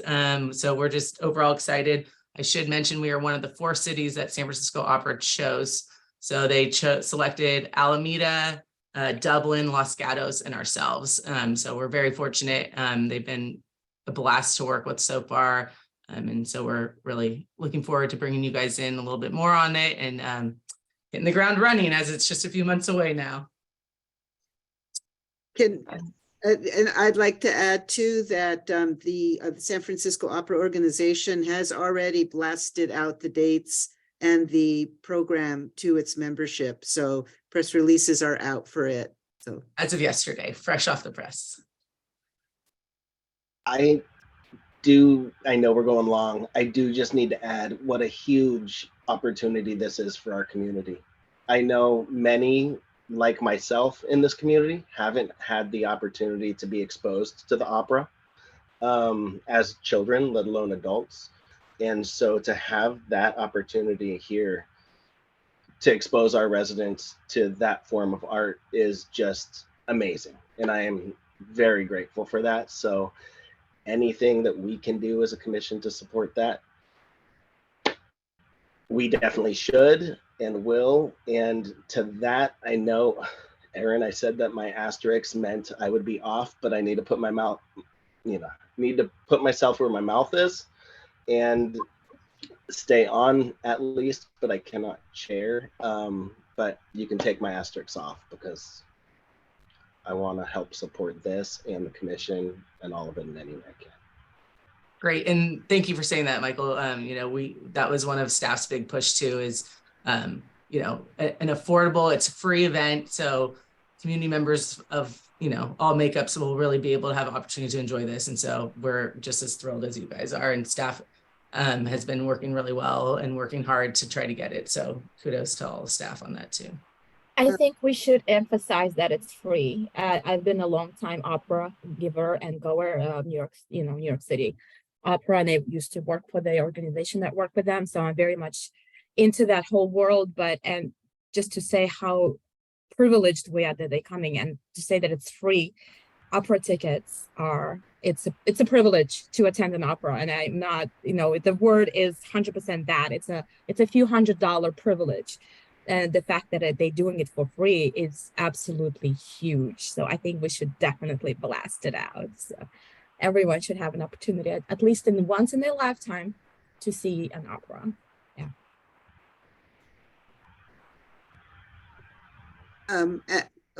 And I just wanted to add, as you are out there, and we'll have information available on the website as well as on eBless. But as you're discussing this with your friends, colleagues, and communities, this is not the full-on opera. This is an abbreviated version. So if anybody's reacts, oh no, I can't sit out there for 3 hours. It's not going to be 3 hours. It'll just be the highlights, but put on by the professionals. And also, do light your candles, that we don't have any atmospheric rivers or anything similar, because if it gets rained out, it will not happen. So open space, huh? Okay. And if there's really, go ahead. Oh, I was just going to say it's a really wonderful opportunity. Please go ahead. No, if there's no more comments or conversations on the opera, I think we have one other staff item, but I'll pause if I didn't want to cut someone off. Okay, and Greg, or Angela, sorry, go ahead. I was going to jump into the event calendar, Aaron, but I do think we have one more after that about just future meetings. So just for your reference in your packet, we have attached our 2023 calendar of events brochure. It's still a work in progress, especially because we're still trying to figure out primarily our late summer, fall, winter events, September through December. You'll see some of our notable events like Concert in the Park and our Halloween extravaganza are listed as to be determined. Part of that is because we have a lot of exciting construction projects underway. And that's also the time period when we're expecting our new library, park and rec center to open. And hopefully over the next few weeks or months, we'll have a better timeline and be able to see if any of those events make sense for our grand opening, or just around that time that we would move there. Also, construction for the new aquatic center is expected to begin, so Orange Park will be under construction and we'll need to look for a new home for some things, but it's just still in flux, but it gives you an opportunity to review what we have planned for the year in case there are opportunities to incorporate art at our events. Great. And then pass it over to Greg next. Oh, sure. Thank you. I have a couple items actually. Just to note that board and commissioner interviews were held this week. Glad to report our newcomer, Frances Lester, has been reappointed after her 3-month stint on the body. And also Park and Rec Commissioner incumbent Steve Furbo, Betty Battaglia, and Christy Camacho have been reappointed. Also, some really great news. Angela Dual-Delau has been placed in the role permanently of Deputy Director, so we can remove that acting line from her email signature. Congrats, Angela. and it does mean we will have a vacancy for rec manager. Hopefully that recruitment goes out soon. And again, as Angela mentioned earlier, it's just another step in getting fully staffed, which is really wonderful for the team. And another familiar face to you all, Sharon Reynolds, has been appointed interim city manager, which she'll be in that position until the city manager is permanently hired. Hopefully that is not too soon. I'm really enjoying having Sharon at the helm. She's been an amazing resource all these years and continues to be in her new role. And then lastly, just kind of to put you all on notice, maybe that's not the right word, but the emergency variance for the Brown Act that allows us to meet remotely may be ending at the end of February. So there's a chance we may have to go back in person in March. So I just want to make sure you all check your calendars and schedules. I think to many, you'll be excited to be meeting in person, and hopefully that works for everybody. And we will let you know once that's been 100% confirmed, that we will be back in person, but probably not next month, but maybe in March. And we'll give you as much notice as possible. So Greg, will there be any possibility of, I mean, hello, by the way, from San Diego, is there any possibility to still have hybrid meetings? I mean, meeting in person is wonderful. Some of us travel a lot for work, and it just might make it very difficult sometimes to be able to make the meetings without having the hybrid option. Do you know anything about that? Yeah, as I think we mentioned before, our facilities are ill equipped with the technology to do virtual meetings without a lot of IT support, and our IT team is pretty lean and probably can't support every boarding commissioner in the city. However, that did come up last night during the boarding commissioner interviews as something the commissioners, a couple of the candidates had mentioned. So I think it might be a council decision, a city manager decision, but I think for staff it might be kind of tricky. And then for the Brown Act, it would require that each member we would have to post your location of where you are based, and you would have to allow the members of the public into your location if they so wanted to. In San Diego, probably not much of a problem, but maybe if you're local, you would have to invite members of the community into your home or your hotel room or what have you, which is kind of awkward under the current Brown Act language. I know there's a number of cities in the county and elsewhere in the state who are sort of lobbying the state government to update the Brown Act to kind of relax that a bit. So we'll see what happens in the legislature, and we'll keep you up to date as whatever the city's overall policy is. But, okay, thank you. If offline you think there's anything that I could do to encourage city council to let us have hybrid, sure, even with a little bit of IT hassles, that is going to make a huge difference for some of us. And if I could just add to that conversation, like tonight, for example, if we were in person, I wouldn't be able to attend. I shouldn't have even attended on video for how sick I am, but I saw how important it was, and that allowed me to still attend. So today I was extremely grateful that I had that opportunity. Otherwise, I would certainly be there in person. So, well, I will pass on your feedback to Sharon and others. I know, for what it's worth. We'll let you know. Yeah, we'll keep you with as much information as we know. Yeah, but we'll see. All right. Well, thank you. Mm-hmm. Any other items from staff, or do we go to correspondence? No other items from staff. All right. In the interest of time, let's yes, correspondence quickly. Zubin. Oh, sorry, Commissioner Maharaj. Sorry, I thought we were saying goodbye, saying goodnight. Oh. I'm jumping the gun. We have our correspondence packets. In the interest of time, we want to is there anything that we want to very, very briefly mention in there that that we should know about, or can we pursue those on our own? You can just review them on your own. There's nothing, well, the only thing I inserted that was not necessarily correspondence, is just a one page related to our local Peninsula Museum of Art that has an exhibit related to art and books or something. And I just went on their website and printed it up for you guys. So it's local, you may want to check it out. Cool. Well, thank you. On that note, I believe we can adjourn. Yes? Okay. Everybody's like, yes, we're ready. Okay. Thank you so feel much. better. Hope to see you guys. Yes, Michael, I hope you feel better. Thank you so much, everybody, for hanging in there.